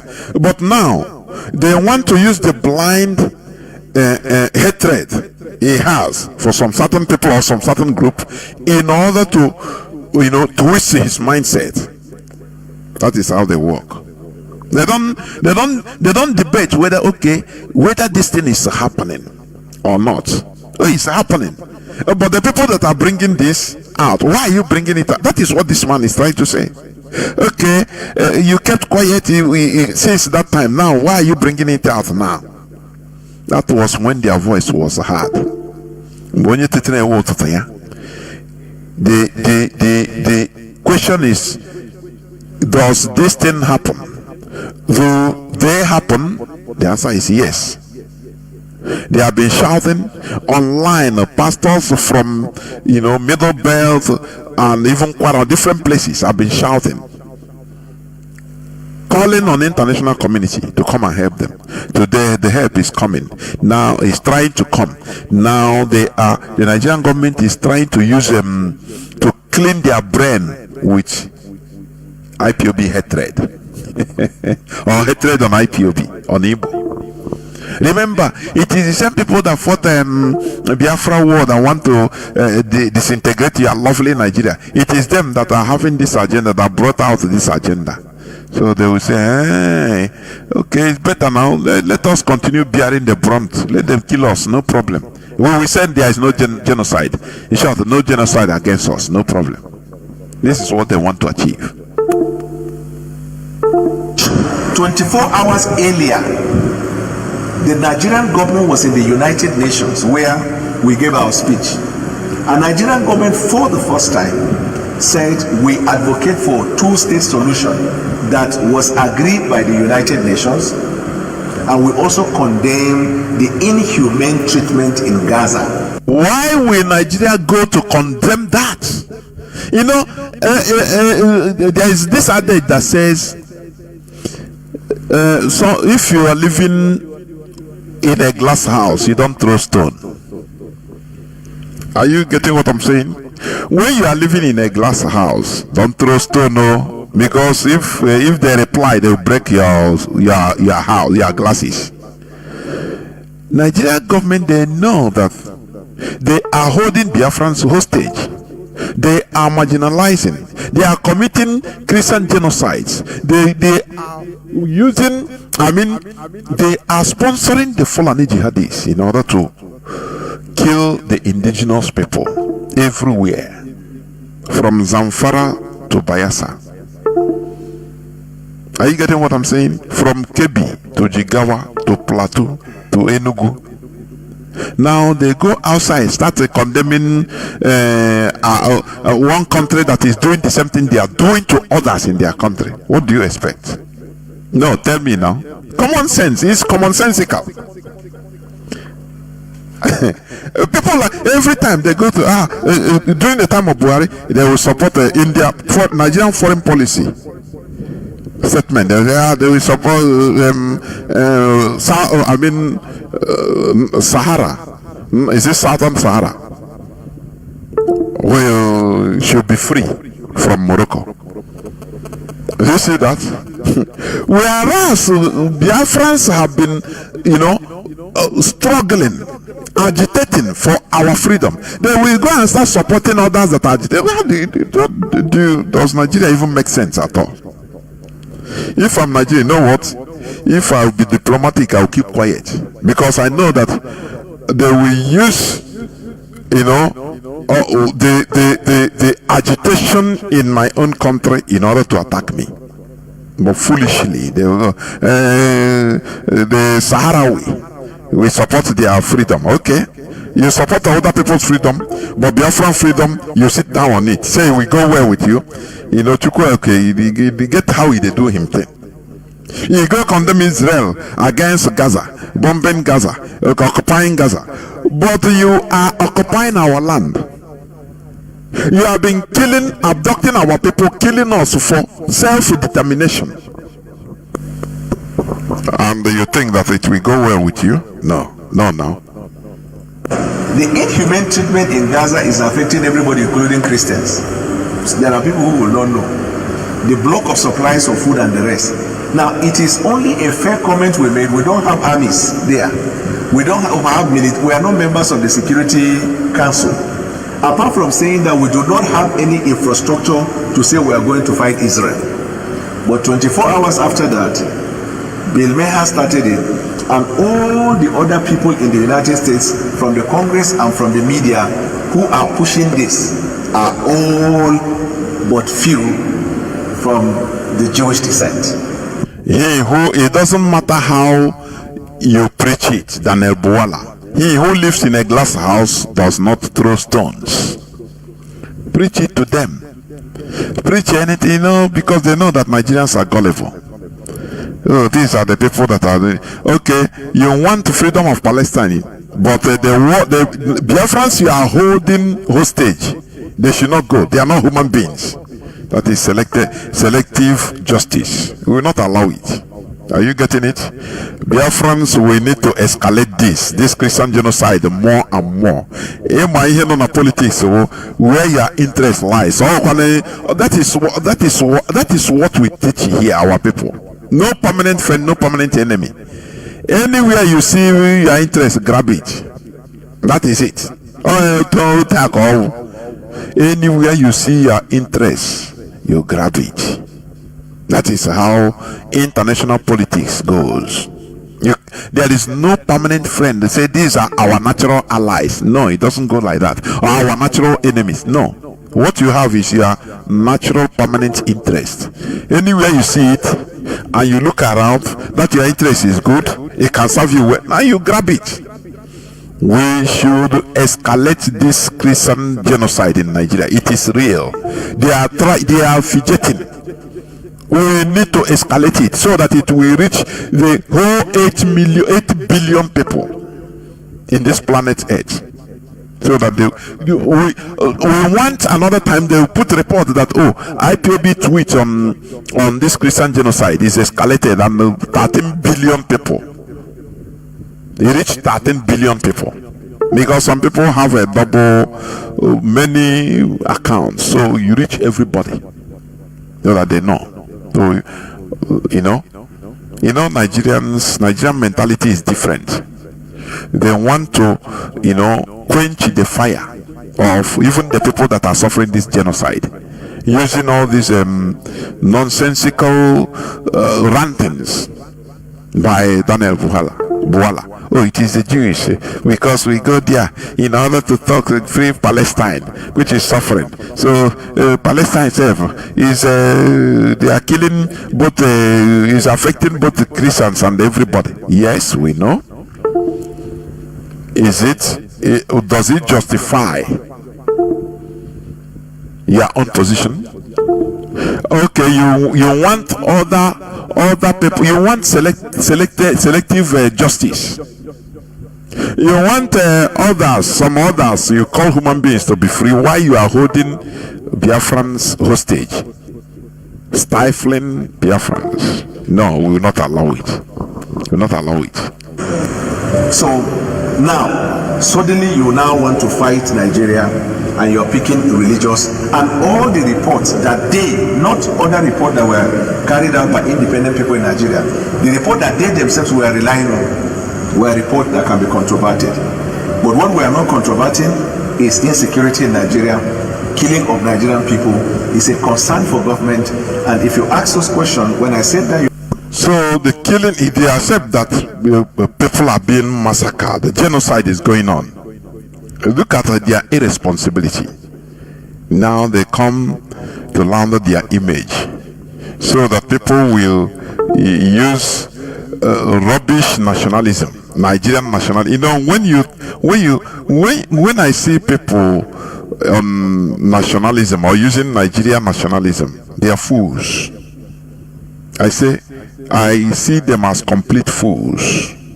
Many Igbos have been championing this, and where are we today? Many Igbos have been more Nigerianistic, but where are we today? That is the problem. You see people, if you die for Nigeria, you die as a rat. You die for nothing. Don't you see him? How many times Nigerian soldiers we lament. How many times Nigerian soldiers will lament that, they are playing politics with their lives, so that this and that, they give them rubbish equipment. They give them rubbish equipment. They restrain them from, following or attacking the Fulani bandits, Fulani terrorists. They are serving Nigeria. Listen, I played it day before yesterday. Enough is enough. Thank you. This in a battlefront, whether in a Zambisa forest, in a battlefront, the soldiers are clamoring. They say, one, their equipments are very poor, but they can pursue the bandits. But they gave order from above that you should stop chasing them. Don't go after them. That is the Nigeria. This Buala, you are good Nigeria. You are beloved Nigeria. They restrain soldiers from taking out the Fulani terrorists. Tomorrow they will reinforce back and come and kill all these soldiers. That is what is happening. Enough is enough. Thank you. They are playing politics with people's lives. There's so much into this ground. With that armor, with that ammunition, we have to top this very particular area within a single of a second. I know what kind of us can do. Good or fine. I know what kind of us can do. Good to go. How many bandits are inside this booth? Good to go. They are playing politics with people. Big men are eating money at the pub there. Saying that we should not even do that. We should not go after them. They tell them don't go after them. They said these people, they will, they can massacre all of these bandits that are committing havoc, committing genocide. They said no. They give order from above. Say don't go after them. Leave them. And this is the Nigeria that this man is laundering their image for you to, support. Don't let our Nigeria follow. Instead. It's good as Fulani is taking over, killing everybody. It's good. So you ask us question on any of your affairs. What is government doing in this area? What is government doing in this? Why is government not acting? We'll be happy. Any form of question to answer, subject to your discretion. So we have come to collect information from the religious leaders on their experiences, on their frustration, on their expectation of government. It is now they are coming. Do you see window display? All this thing now, the video clip, they will take it and post it and send it to the senator. Say, look at what efforts we are doing in order to solve this problem. Look at the efforts. It's now window display. Mad people everywhere. And Nigerians will fall for it. Even these Christians, they'll fall for it. They'll fall for it. Do you remember the problem in Burma against the Rohingya Muslims? The thing ran there. Even Pope talk against it. And you know what? They armed them. I think they are still fighting. They are still fighting to topple even Burma, the government, or to divide and have their own country. I don't know. Muslim everywhere, on everywhere. Oh my, CNN, even Pope News. Pope is talk. They are killing the Rohingya Muslims in Burma everywhere. Before you know, they give them arms and they start fighting. They are still on the war till today. So they know that Christians in Nigeria are otarede. Once you do something, you hear her can she want small words of money, put them. They are ready to sell themselves, to talk less of even selling others. They said now, that is how they are. Very gullible, very low, very low. Instead of taking this opportunity to the highest, they will not. Here are the likes of Adebayo, Enoch Adebayo. Those that when it comes to even fighting Christians like themselves, they are very powerful. Good Lord Jonathan, during the time of Good Lord Jonathan, all of them came out ranting. All there is a question as Christians. They fought to remove their fellow Christians in order to put another person. And you are telling me that sometimes much of this religion, even anyway. Mbaka Sheboshi. Good luck is bad luck. Buhari is the Messiah. Look at all these things that are happening. You say, they keep quiet. Because they want Nigeria to continue so that miserable lives will continue. As Nigeria continues and miserable lives continues, miserable people, their business will be booming. Ordinary electricity. I talked with somebody before a few hours ago in Uyo. Say, what of electricity? They are saying, now leave electricity. They talk about electricity. He's using his own solar power. So no electricity, I beg. In 21st century, people are not worried. People are not worried. They thought that is how life is. It's normal. It's normal. The worst part, the thing is, any day people opens eye and understand that, look, we are the people that are that are suffering, so that all these politicians and religious leaders will be living flamboyant lives. Things will change, I'm telling you. That is the education we are giving out here.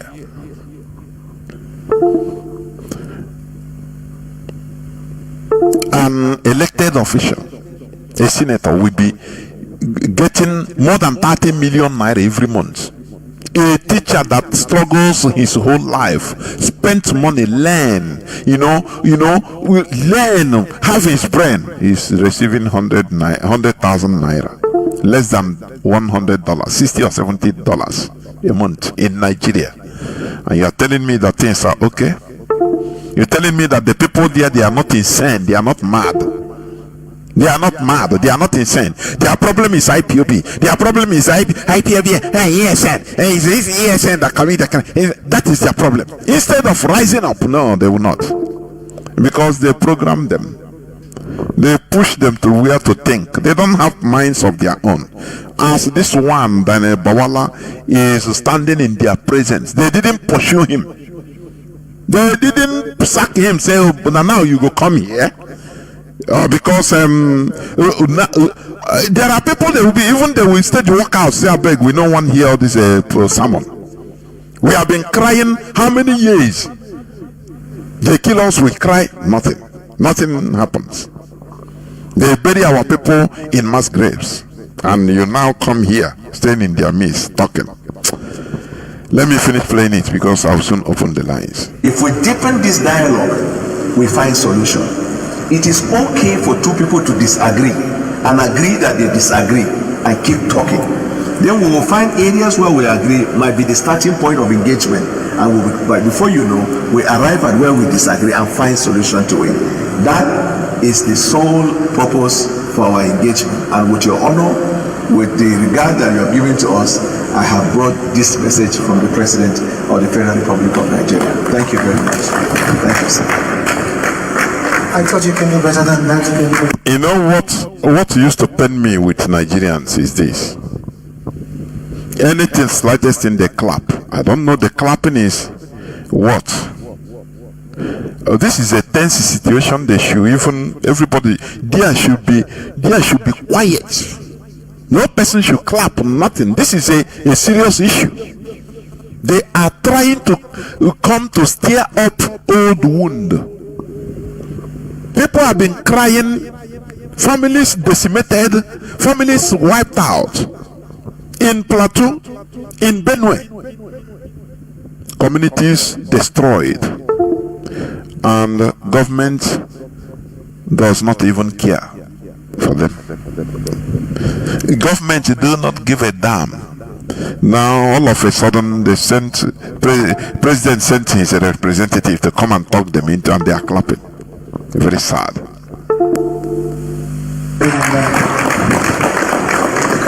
We, the charismatics, we are more solution-minded. We are not much into complaint.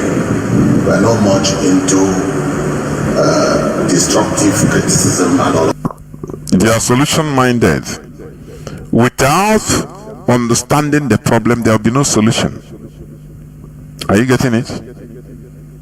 This is the charismatic bishop talking now. Listen. We sit down and we think about solutions. What can be done to ameliorate the situation? And so let me start by presenting our position. Our position on the issue of killings in Nigeria, first and foremost, is that we sympathize with those who have been killed, and we empathize with their families, and we condole and console those who have lost loved ones. Our hearts and our prayers and our thoughts are with them. Number two, we agree that as long as I became an adult in this country, there have been killings. Right from the time of Metasine in the 80s, all the way to the Boko Haram and all other bandits killings. There is no part of Nigeria that have been spared. And so, to take the issue of killings in Nigeria and make it look as if it started on the 29th of May 2023, when President Bola Ahmed Tinubu became sworn in, is completely unfair. Do you see how some of this is a clergy, a charismatic bishop representing churches, is using now the podium in order to absolve the present administration. Why they are elected into power is to solve. He's now saying, no, killing didn't stop. Yes, we know. But what has he done? That is the thing. Instead, it became worse. Or even under Tinubu, soldiers, Nigerian military were or are withdrawn from flashpoints. Under Tinubu, the Fulani bandits are freely moving around on their motorcycles, killing people, even in Kwara State. Killing. So, but he is now singing praises of Tinubu. For you to understand how they roll, let's continue listening.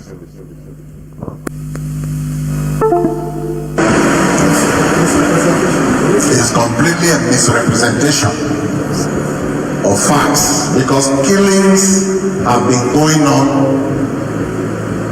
for as far back as in the time of the military. So as they have been going on, it should continue. That is it what this man means. As long as killings have been going on as far back as donkey years, so it should continue. Is it what he's trying to say? It became worse as soon as President Obasanjo became president because of the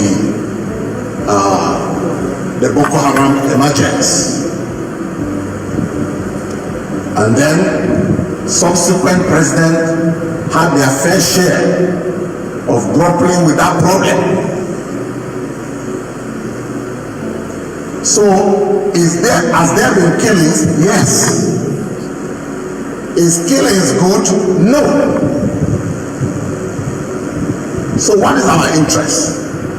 Our interest at every point in time is to see, to look into the commitment and the dedication of the president and his government to see to it that this problem does not engulf the entire nation. And do you know what I expect these people, like this bishop, to do? As they know, or as they knew that the presidential representative will be coming, they will compile their evidences. They will compile facts. What happened in so place in Plateau, so date. What happened in so place in Benue? What happened in so place in Enugu? What happened in so place? Yeah, the date, everything, and what the government did and what they did not. You bring it, lay it bare. Not only for Bawala, but for the audience, for people that are watching, to know that yes, you are factual, you are real. But he used the podium in order to campaign for Tinubu. Do you see how going on the car? Oh, how the very cheap set of people. I'm telling you. That's why sometimes I'm like religion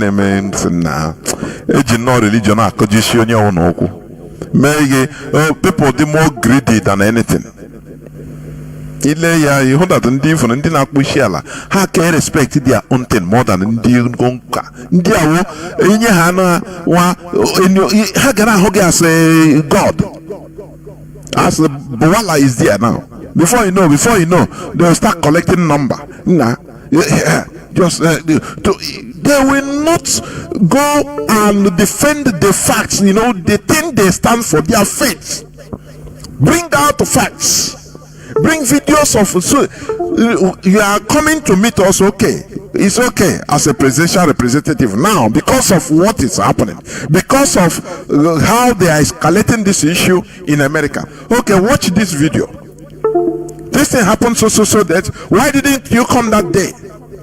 What have you done in order to stop these killings where people were wiped out, Christian families were wiped away, this Christian village was attacked? What did you do? These are things that should confront the man. These are things that is expected. But he is there reading poem about the beauty of Tinubu government. The present government of President Bola Ahmed Tinubu, we have seen that commitment. Do you see how? I could remember during the time of the former governor of Enugu State. What is his name? I could remember when the Fulani headsmen, when they abducted, kidnapped a reverend father and killed him. I will never forget that video. I saw it. The former, not Petamba, the former governor before Petamba of Enugu State. The reverend fathers in Enugu State, they staged a protest going to governor's house in Enugu. We are thinking that once they reach there, they will talk truth to power. They will speak truth to power. Only to reach there, they were given microphone. Oh yeah, what is your grievance? Or what are your grievances? He started praising the governor. I know you are doing very well. Even praising the Mietiala, that they are very good, that they are providing security for Enugu. That is why we are here. Because governor, you are doing very well. Remember anyway that one of us was killed, but we are doing very well. Or not that you are not doing very well. You are protecting us very well.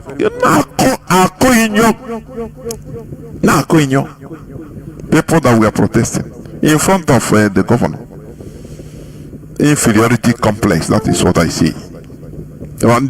Really, honestly, they are not bold. because of the greed in them. That is what I see. The greed in them. That is what I see. They are not bold. This man started campaigning for Tinubu. We are in a serious issue. Now let me ask you, imagine Ted Cruz is watching this. Imagine Ted Cruz that started this, that escalated this, is watching this man who he is defending. Imagine, because he will be expecting him to bring out the videos and photos and show to this Daniel Buwala.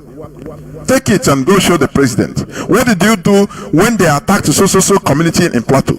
And we are shouting. The Nigerian military was nowhere to be found. What did you do? What did you do? This, these are facts. You bring out facts because this concerns the lives of people. They exterminated the Christians and we buried them in a mass grave. Is it right? These are things that should be, but he's campaigning for Tinubu. Oh, Tinubu is a good man. I'm telling you. I don't know. We have seen that dedication. When a president can get up from here and travel to a troubled area like Benrede and stood there, and I saw him charge the chief of army. He is praising the president. Anyway, I know even for, I don't know, all Biafrans now stand the firm. Otherwise, India, why, but I guess I'm not able to call you on yourself. India can stand up firm, can fight. Now he start electioneering campaign. Hey, the president is a good man. I've seen him. He stand firm. Send somebody say, oh yeah, charge. Let me finish playing it, please, and open the lines. The Indian actually stand the firm. How be those praises? The chief of defense staff, and told them I want to see arrests being made. Don't come to me after a problem. Come to me with results of what you are doing to bring this problem to an end. That is commitment.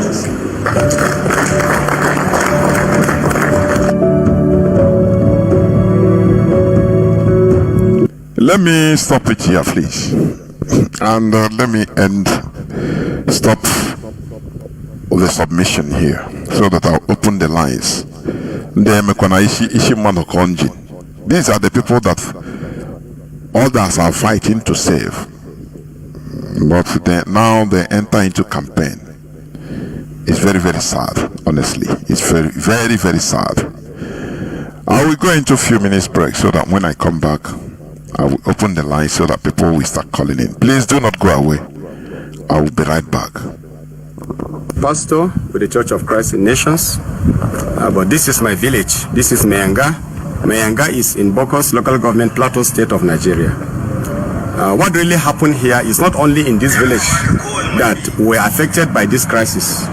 We are affected by more than 11 villages, which Mayanga happens to be one. And in these villages, it is the same method of attack that was conducted. It's the killing, the maiming of people, slaughtering them, and burning of their houses and their foodstuffs and properties. So by now, by the record we have already collected, we have over 150 people that are killed in one day. That is on the 24th of December. That is, the Christmas was just not a Christmas to us like to celebrate. It was a mourning Christmas because of what happened to us. As you could see, I'm standing here. This is my house in my village, and I lost everything that was in the house, both food stuff, clothing, and whatever. It was a furnished house, but it is burnt. And even the church that is by my side was burnt, and the pastorium is burnt. Everything about us here in this village is confused. As you could see, that everything is destroyed. But we thank God that some of us are alive. And at the cost of this, like me now, I lost 7 of my brothers at the cost of this crisis that happened. Thank you.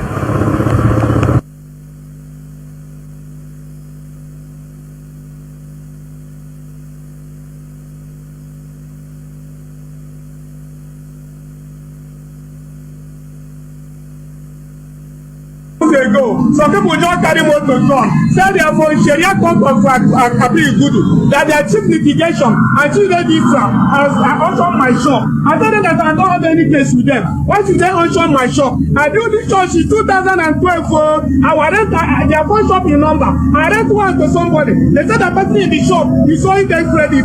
I told the person owner, why don't you provide his goods? That the goods in that shop, they don't care about the goods. They say what they know is they want to take that shop. I tell them the person should come to the court and tell them I'm the owner of the shop. I go there. Even though I'm a Christian, I tell them I watch a Christian go to Sharia court. They say I must stop if I'm the owner, that they will leave me my shop and take all the documents to them. Even when I reach there, they even see the document, say they will do investigation. All I see today, they just come here, carry paper come, say that I auction the shop, that they are doing handover. Because I'm a Christian, because I'm Igbo, they collect my shop, Sharia court. Even if they will follow the law, as a Christian, what I have to do with Sharia court? Don't help me, oh. Welcome back. This is Radio Biafra House of Service coming to you through Radio Biafra London. My name remains Mazi Jonathan Chinedu from Olu province of Biafra London. We are here live and direct. Today is the 25th day of October 2025.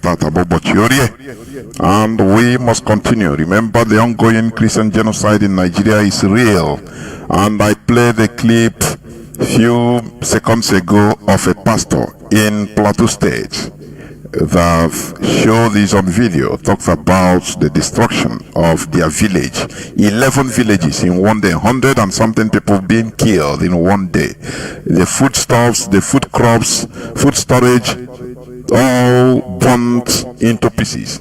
But you had the clip I played when Daniel Bawala, the presidential representative, visited their bishops representing them. They started praising the government.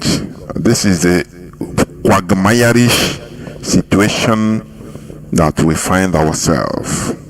That is it. Where they are not bold, they are intimidated. Instead of telling them the truth to power, nothing. When they see government people, they start fidgeting, they start shaking. What matters to them is what they will get. Can I get a number now so that I'll be, I can be getting something? That is the religion. I'm telling you, very sad indeed. Very, very sad. Our lines are now open. Our WhatsApp and Signal line remains +61 405 142 547. I repeat, +61 405 142 547. I will not take many calls because I have another appointment to attend. Please, just few calls, please. Our WhatsApp and Signal line remains +61 405 142 547. Caller on Signal. Mazi Akas, you're the first caller. Please, can you hear me? Yes, Mazi, I can hear you. Mazi, Dodrege. Mazi Jonathan, thank you for your steadfastness, and you keep on doing this job without minding who it may concern. This is IPOB, and the reason why the world believe what we are doing is because we don't fight because it doesn't concern us. We fight injustice. It doesn't matter who it may concern, whether it comes to us or not. Anywhere we see injustice, we fight it. These are the reason why it doesn't matter whatever Nigeria trying to collude or send documents anywhere in the world or any embassy to lure IPOB into criminality. The world knows that we are whiter than white and whiter than snow. This is why they don't believe Nigeria, because nobody with his right mind, with his sense intact, will believe that IPOB is a stumbling block for anything, anything killing in Nigeria. Or we cannot even do it. Rather, we expose the lies of the government of Nigeria and things they try to cover. This is what we are bringing to the world. Fellow Biafrans, lovers of freedom, my name is Mazi. I'm calling from Austria, and I'm serving the indigenous people of Biafra as IPOB Austria National PRO. Mazi, before I say the way it is tonight, I want to first of all let the Nigerian government to know that the sad news that we are hearing about our leader Mazi and the attack of the DSS officer on him, a man who they have kept in their dungeon for 5 years, and now they are attacking him to kill him. It's unbelievable. I've never seen where an officer that are supposed to protect a man they put on their care, trying to kicking him. And they know that this man is not well. They know that this man is sick. What we are saying here is that as long as Mazi Jonathan health and his life is concerned, anything Nigerian government did to this man, just as you said at the beginning, this is not the way they killed Abiola, and at the end of the day, they just take it. Biafrans and all over the world can never keep quiet. We are not threatening anybody, but it cannot. Mazi Jonathan is the voice of the voiceless. He came to expose the lies and the criminality that is happening in Nigeria, the evildoers that is happening in Nigeria. This is what this man came to do, and Ezechukwu Kabiyama has used him to let the whole world know the evil Nigeria government has been committing, and today they are colluding how to take his life. They didn't give Mazi Jonathan life, and no one can take his life because he came to preach the truth. He's a freedom fighter. He has won Nigeria. IPOB has won Nigeria. He has been discharged and acquitted. They are just holding him for nothing's sake. They should release this innocent man. Release him and put a date for a referendum so that we will get out of this place, a country that have no future. This is where I'm raising this case. We are watching Nigerian government and their DSS, what they are doing with our leader.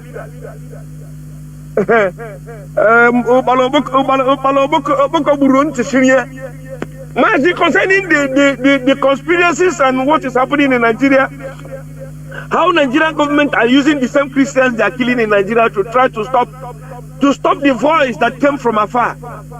Since this havoc has been happening in Nigeria, killings in Benue, in every corner of Nigeria, they are murdering Christians. They have been crying, the world come and help us, the world come and help us. They are killing. Now the hand has come from afar, that's heard the voice at the pitch of crying, have now come to help Nigerian Christians. The same people that want to serve are now turning back to want to tell them that nothing is happening. Mazi, have you heard this type of thing before? Somebody they cried a bit, and he has been crying for years. Somebody should bring a ladder. I'm dying here. I want to come out. And at the end of the day, now he saw a ladder. It's just for him to put his feet and begin to come out. The hands are there to draw them out. He will now say, it is a shame. And Mazi, do you know what is paining me? The people that are doing this work with the same Christian, not even the Islamic Boko Haram and the bandits, these terrorists that are killing them. They are not even, they are bribing the same Christians to come and stand and say that what is happening is not only Christians killing. Yeah, Muslims are being killed.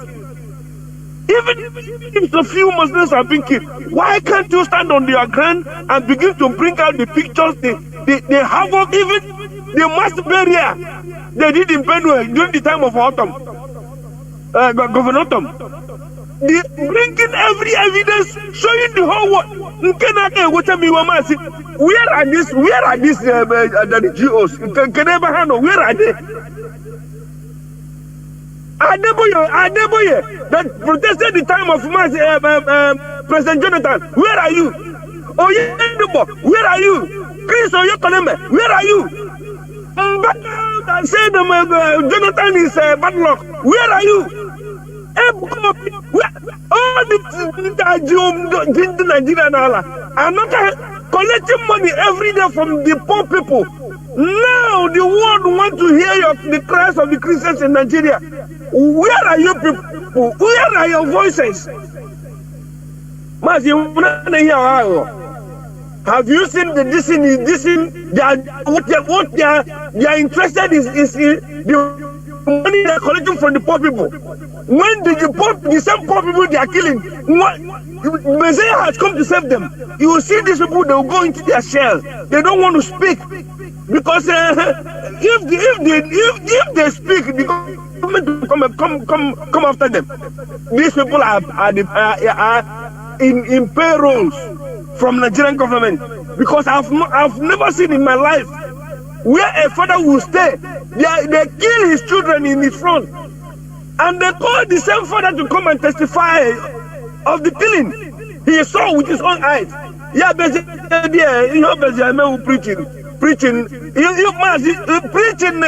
against his own children. They kill in his front. This man, Mazi, if I'm telling you, see this man that spoke. This is the same bishop that spoke after this idiotic man want to come and talk rubbish. If you look into this thing, maybe it's the script they gave him to come and display. It's what he's displaying. Leave the main topic.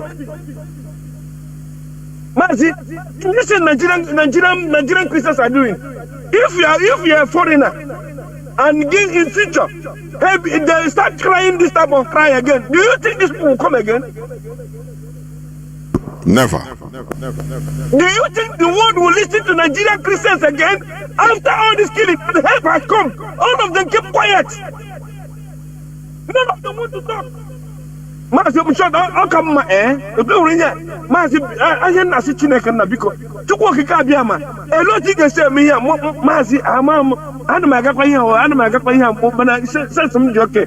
Asem amadi be nke mbosi ga kwụsị ga ihe ama ihe ekele Chukwu okike. Because in the Katadi, you come from child, bamboozle our brain. If not this struggle I'm in, I would have not known what is happening inside this Christendom they call Christianity. The more you look, the less you see. I'm a mafumbo si chukwu kama ga softa mkwose ga here. Jin the brain here because it's heartbreaking that I have a father that killing me in his front. When the time comes for him to help me, he will turn the other way around. I'm even inside the enemy that the killing should continue. It's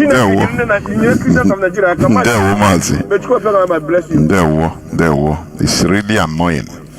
You know, this type of situation, you know, even Christians in Nigeria should be making more noise. I'm telling you honestly. But lo and behold, yeah, bankete. Colin, what's up? Please go on. Can you hear me? Colin, what's up? Mazi, good evening. My name remains Chibwa. Yeah, Mazi. It's like my voice is echoing. Go on. No, it's not echoing here. Go on, no problem. It's coming out clear. Go on. Okay. So, what I'm just saying is that let me just start from what Mazaka said before I enter my own topic, address little thing. It's not easy to come out from this so-called Christian or whatever. Not that we are condemning any religion, we get. But our Igbo cosmology is our own tradition. That's why Mazi Jonathan Chinedu said, I told people, but they never understood. When they say Mazi Jonathan Chinedu is a Jewish this, I told them that we don't understand this man. See Mazi Jonathan Chinedu, before we understand him, maybe he has gone. Then we start reading him like we read Bible. That's when our people start understanding him.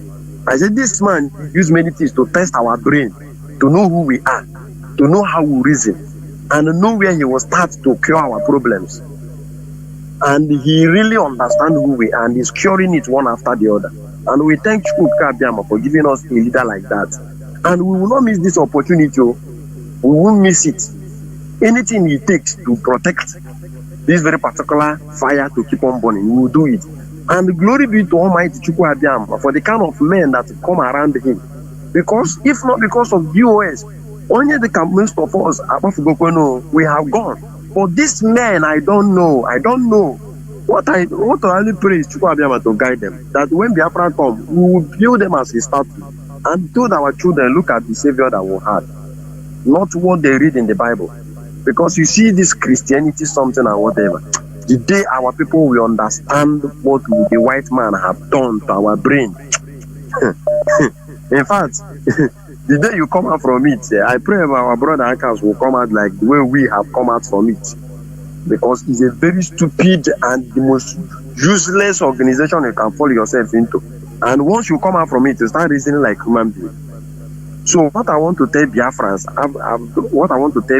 tonight is that you see our leader, you see IPOB, you see DOS. Everything that we have to do, we must protect it. Because our leader told one thing, he said to us, we are not going to fight. We are not going to shoot. We are not going to react. We will allow them to do everything they need to do. We must preach Biafra so that even the dry bone, the dead body, the deaf, we hear it. We hear it. Then when we start, the whole world will stand still and see what we have. And our leader is showing us that very particular time. And the DOS are following it. So I'm advising Biafrans to stick to the understanding and follow DOS. And understand wherever they are directing us, we are following. We know that sometimes it's not easy. Sometimes it seems that it's tough. Sometimes it seems understanding. But our front must unite it. And Nigerian government are proving they are stubborn. We thank Chukwu Abiyama that today, the DOS and our leader have been able to wake up the consciousness of common Nigerians. They have been able to make the Biafran topic now being discussed like normal news. It's no longer when you want to discuss it, you turn around to check if somebody is coming behind you. It's now a national information. It's now a national news. If you don't see about them, you don't have any information. You don't have news. So our leader have tried, and we'll make sure we follow them. We'll make sure we keep on fighting every instruction given to Biafrans.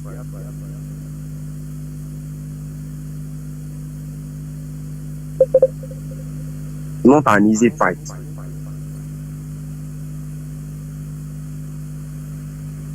There, Mazi, it seems your network is giving problems. Thank you.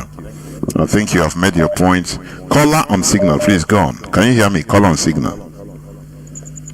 Yes, I can hear you, Mazi Jonathan. There, go on. There, Mazi. My name is Mazi Fani. Mazi Fani, calling from the location. Mazi, may Chukwu Abiyama strength you and give you good health ahead and a long life for the good work. Also, I thank our leadership, the US. May Chukwu Abiyama give you people strength and good health and a long life ahead. I thank you, Sense Security Network, ESM, the great people. May Chukwu Abiyama strength you people. And also, I thank our leader, Mazi Jonathan Chinedu. You shall live and see Biafra. That's my prayer for you. Mazi, let me just chip in to your topic. Also, let me advise our people. If you're in this struggle and you never have a Twitter account, you are not doing well. You are not doing this struggle well. And if you are in this struggle, you have Twitter account. You only visit that your account once in 2 weeks or once in 1 month. While you're always online watching videos, watching comedies, but for you to go to your Twitter and retweet what our people, our comrades are tweeting, somebody like Mazi Jonathan Chinedu and Emeka Gift, for you to retweet what they tweet is very for you. You are not doing this struggle well. My advice to you, at least before you go to bed, wherever you reside, go to your Twitter account and retweet whatever our people tweet. Mechko Kabia must strengthen you by doing that. Mazi, you see a conspiracy about the Christian killing in Nigeria or Christian genocide. Mazi, why wouldn't them sabotage or try to conspire against it? We forget that during the time of this drug balloon, he formed a bishop, a fake bishop. We forget that. Nothing is of course impossible in Nigeria. Everything is possible in this country, and that is why we must get out from this country. We can never belong to a country like this. Mazi, during that time when they formed that bishop, Oyedepo is there. He did not talk. Mbaka was there or is there. He did not talk. Suleiman is there. He did not talk. All of them did not talk about this fake bishop, which went and endorsed Muslim tickets. None of them. Mazi, now this one, now they no go sabotage. So this one is small thing now. Nigeria Christian must sabotage this one. That's the fact. We are just trying to help them for the world to hear their voice. We know that if they like, let them be killing. Can never stop the coming of Biafra. Because we have decided that this kingdom of God must establish and stand on its own. Why they no go sabotage the effort in order to let the world know that they are killing them? They must sabotage it. Because none of Nigeria bishop or pastor, none of them is working.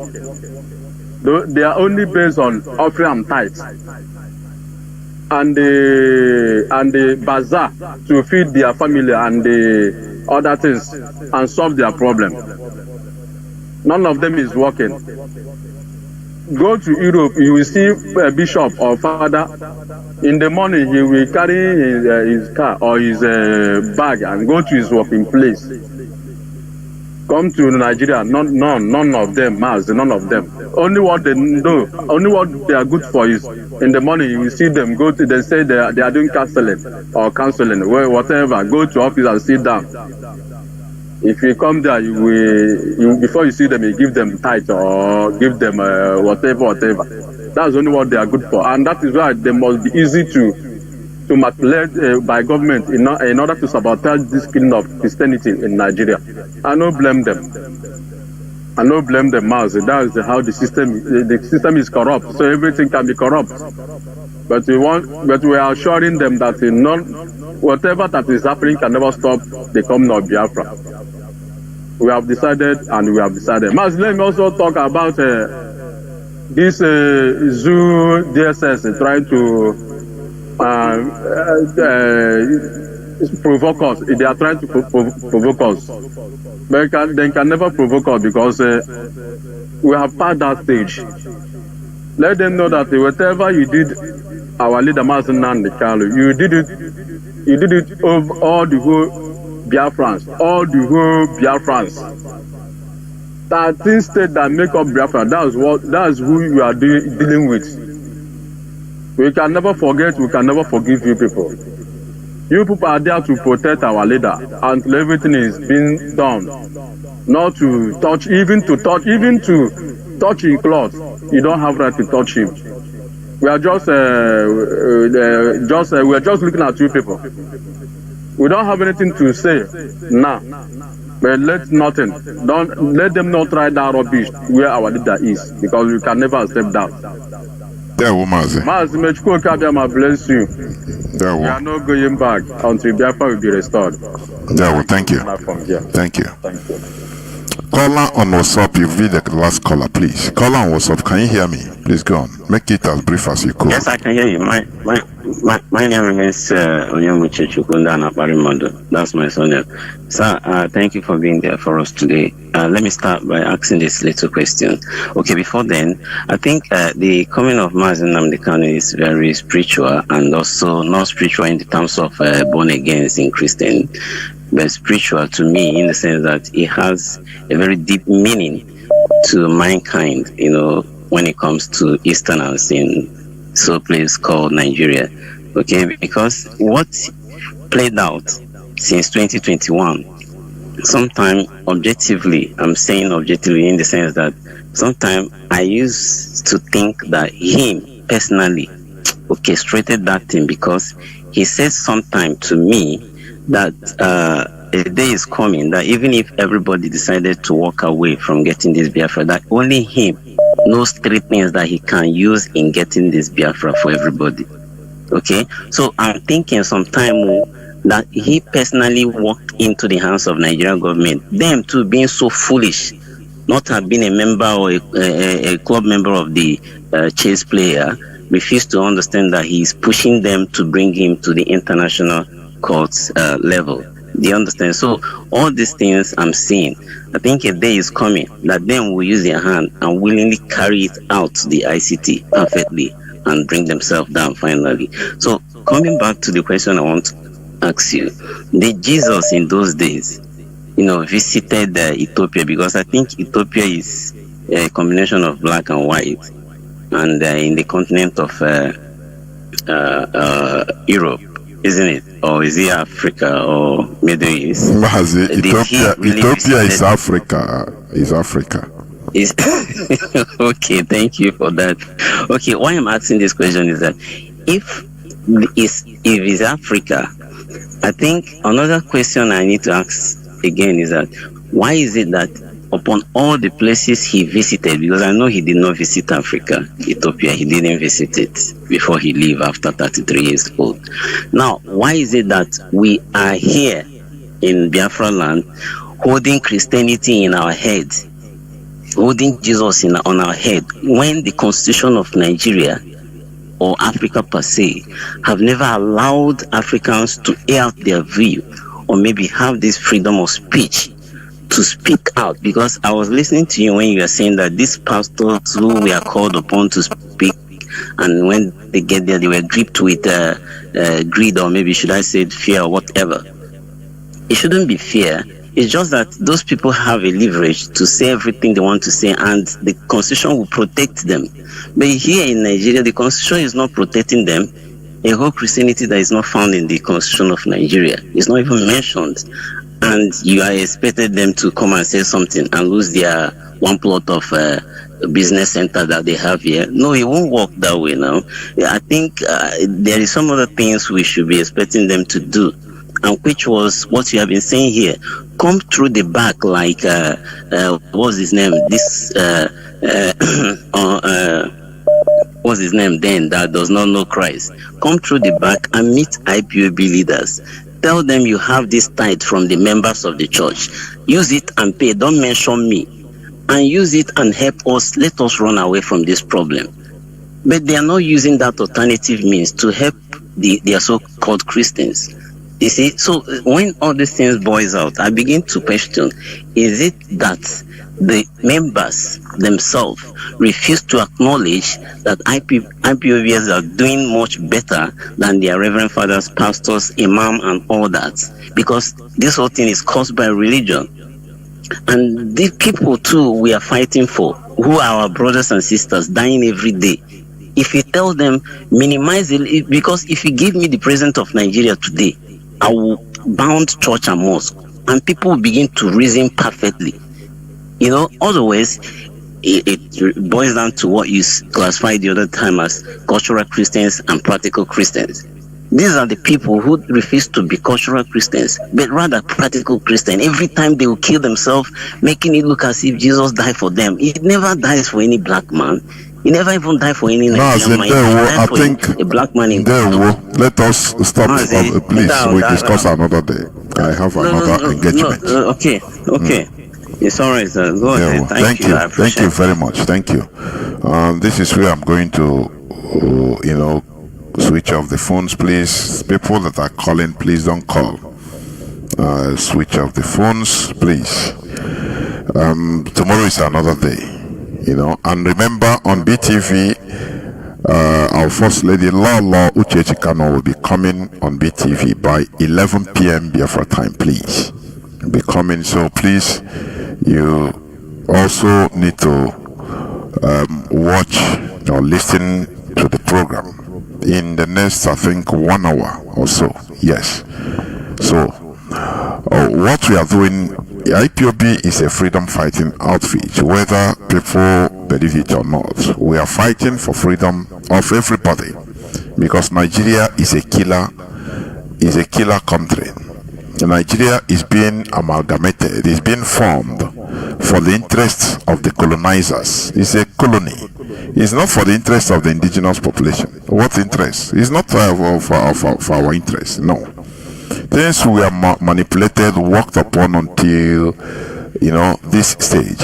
Let me tell you something. If you understand the quantity of crude oil that is moving out of Nigeria, I'm telling you, you will marvel.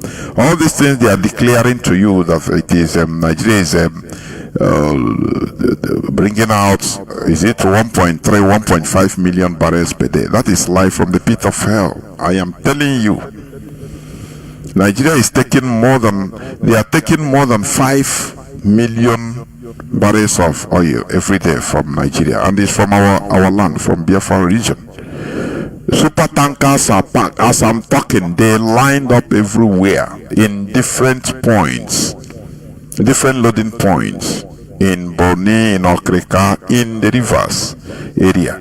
Because what they did is they, even oil from Imo, from Anambra, from Abia, they pipe it low. We have been saying it. They pipe it down till inside the ocean. From there, if you watch the coastal line of Biafra region, if, for example, you're able to fly drone and watch, you will see super tankers line up all the time. But that place is not good for seaports. Don't you see the irony, the hypocrisy? Do you know why they don't want seaport in our land, in Biafra region, in One, even to dredge down to River Niger, even in Calabar, even in Wari? Do you know why? Because once there is seaport there will be traffic, and people will be seeing the amount of crude oil tankers that are there. It can stir up a revolution. Don't think that these people are, they know, they are smart. That's why, do you see, anywhere there is, like in our land, in Ebema, in Okwa, in places where there are natural resources that are bound in the land, all those places are always underdeveloped. They are not developed because they don't want people to be migrating, to be going there to see what is happening. Because when you build roads to Ebema, when you build roads, people will start building houses, shops, developing areas, and people will be coming there, and they will be watching and seeing how the oil companies are there doing things. They will start complaining, saying no. They will start raising they will start raising issues. They know, why are these people doing that? That is why anywhere, any side there is natural resources in our land that they are actively digging, they leave it underdeveloped. Go to Bonny Island now is a cow island, a place for cows. They have occupied the place with cows. Go to Okrika, you see the people there, they are living in bacha huts, but these are the areas that they are taking crude oil worth tens of millions of naira, millions of dollars every day out from. You should understand. That's why they don't like to develop all those areas. That is it. In the north, go to where there are gold deposits. They have problems. The terrorists are active all those areas, so that ordinary people, you cannot enter that side. It is only the companies that are the personnel that are there working, taking out, flying from there direct. They have aerodromes in many parts of the north, that they fly gold and rare earth materials direct from there to abroad. That is the situation we find ourselves, and we need to be changed. You cannot change it through doing nothing, inaction. It is a struggle. Life is a struggle. Don't you see how they want to invade Venezuela? Venezuela has the largest, according to records, the largest deposit of crude oil is in Venezuela. Number one in Venezuela. They want to take it by force. That is the world we are in.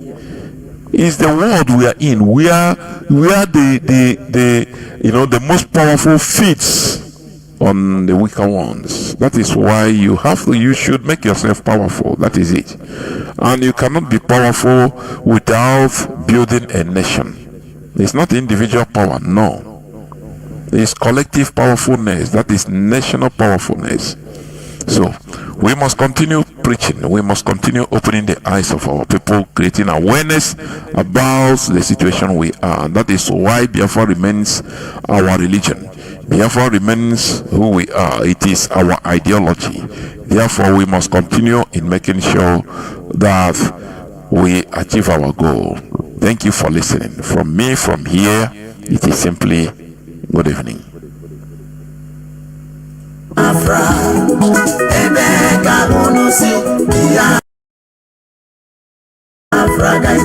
Simply good evening.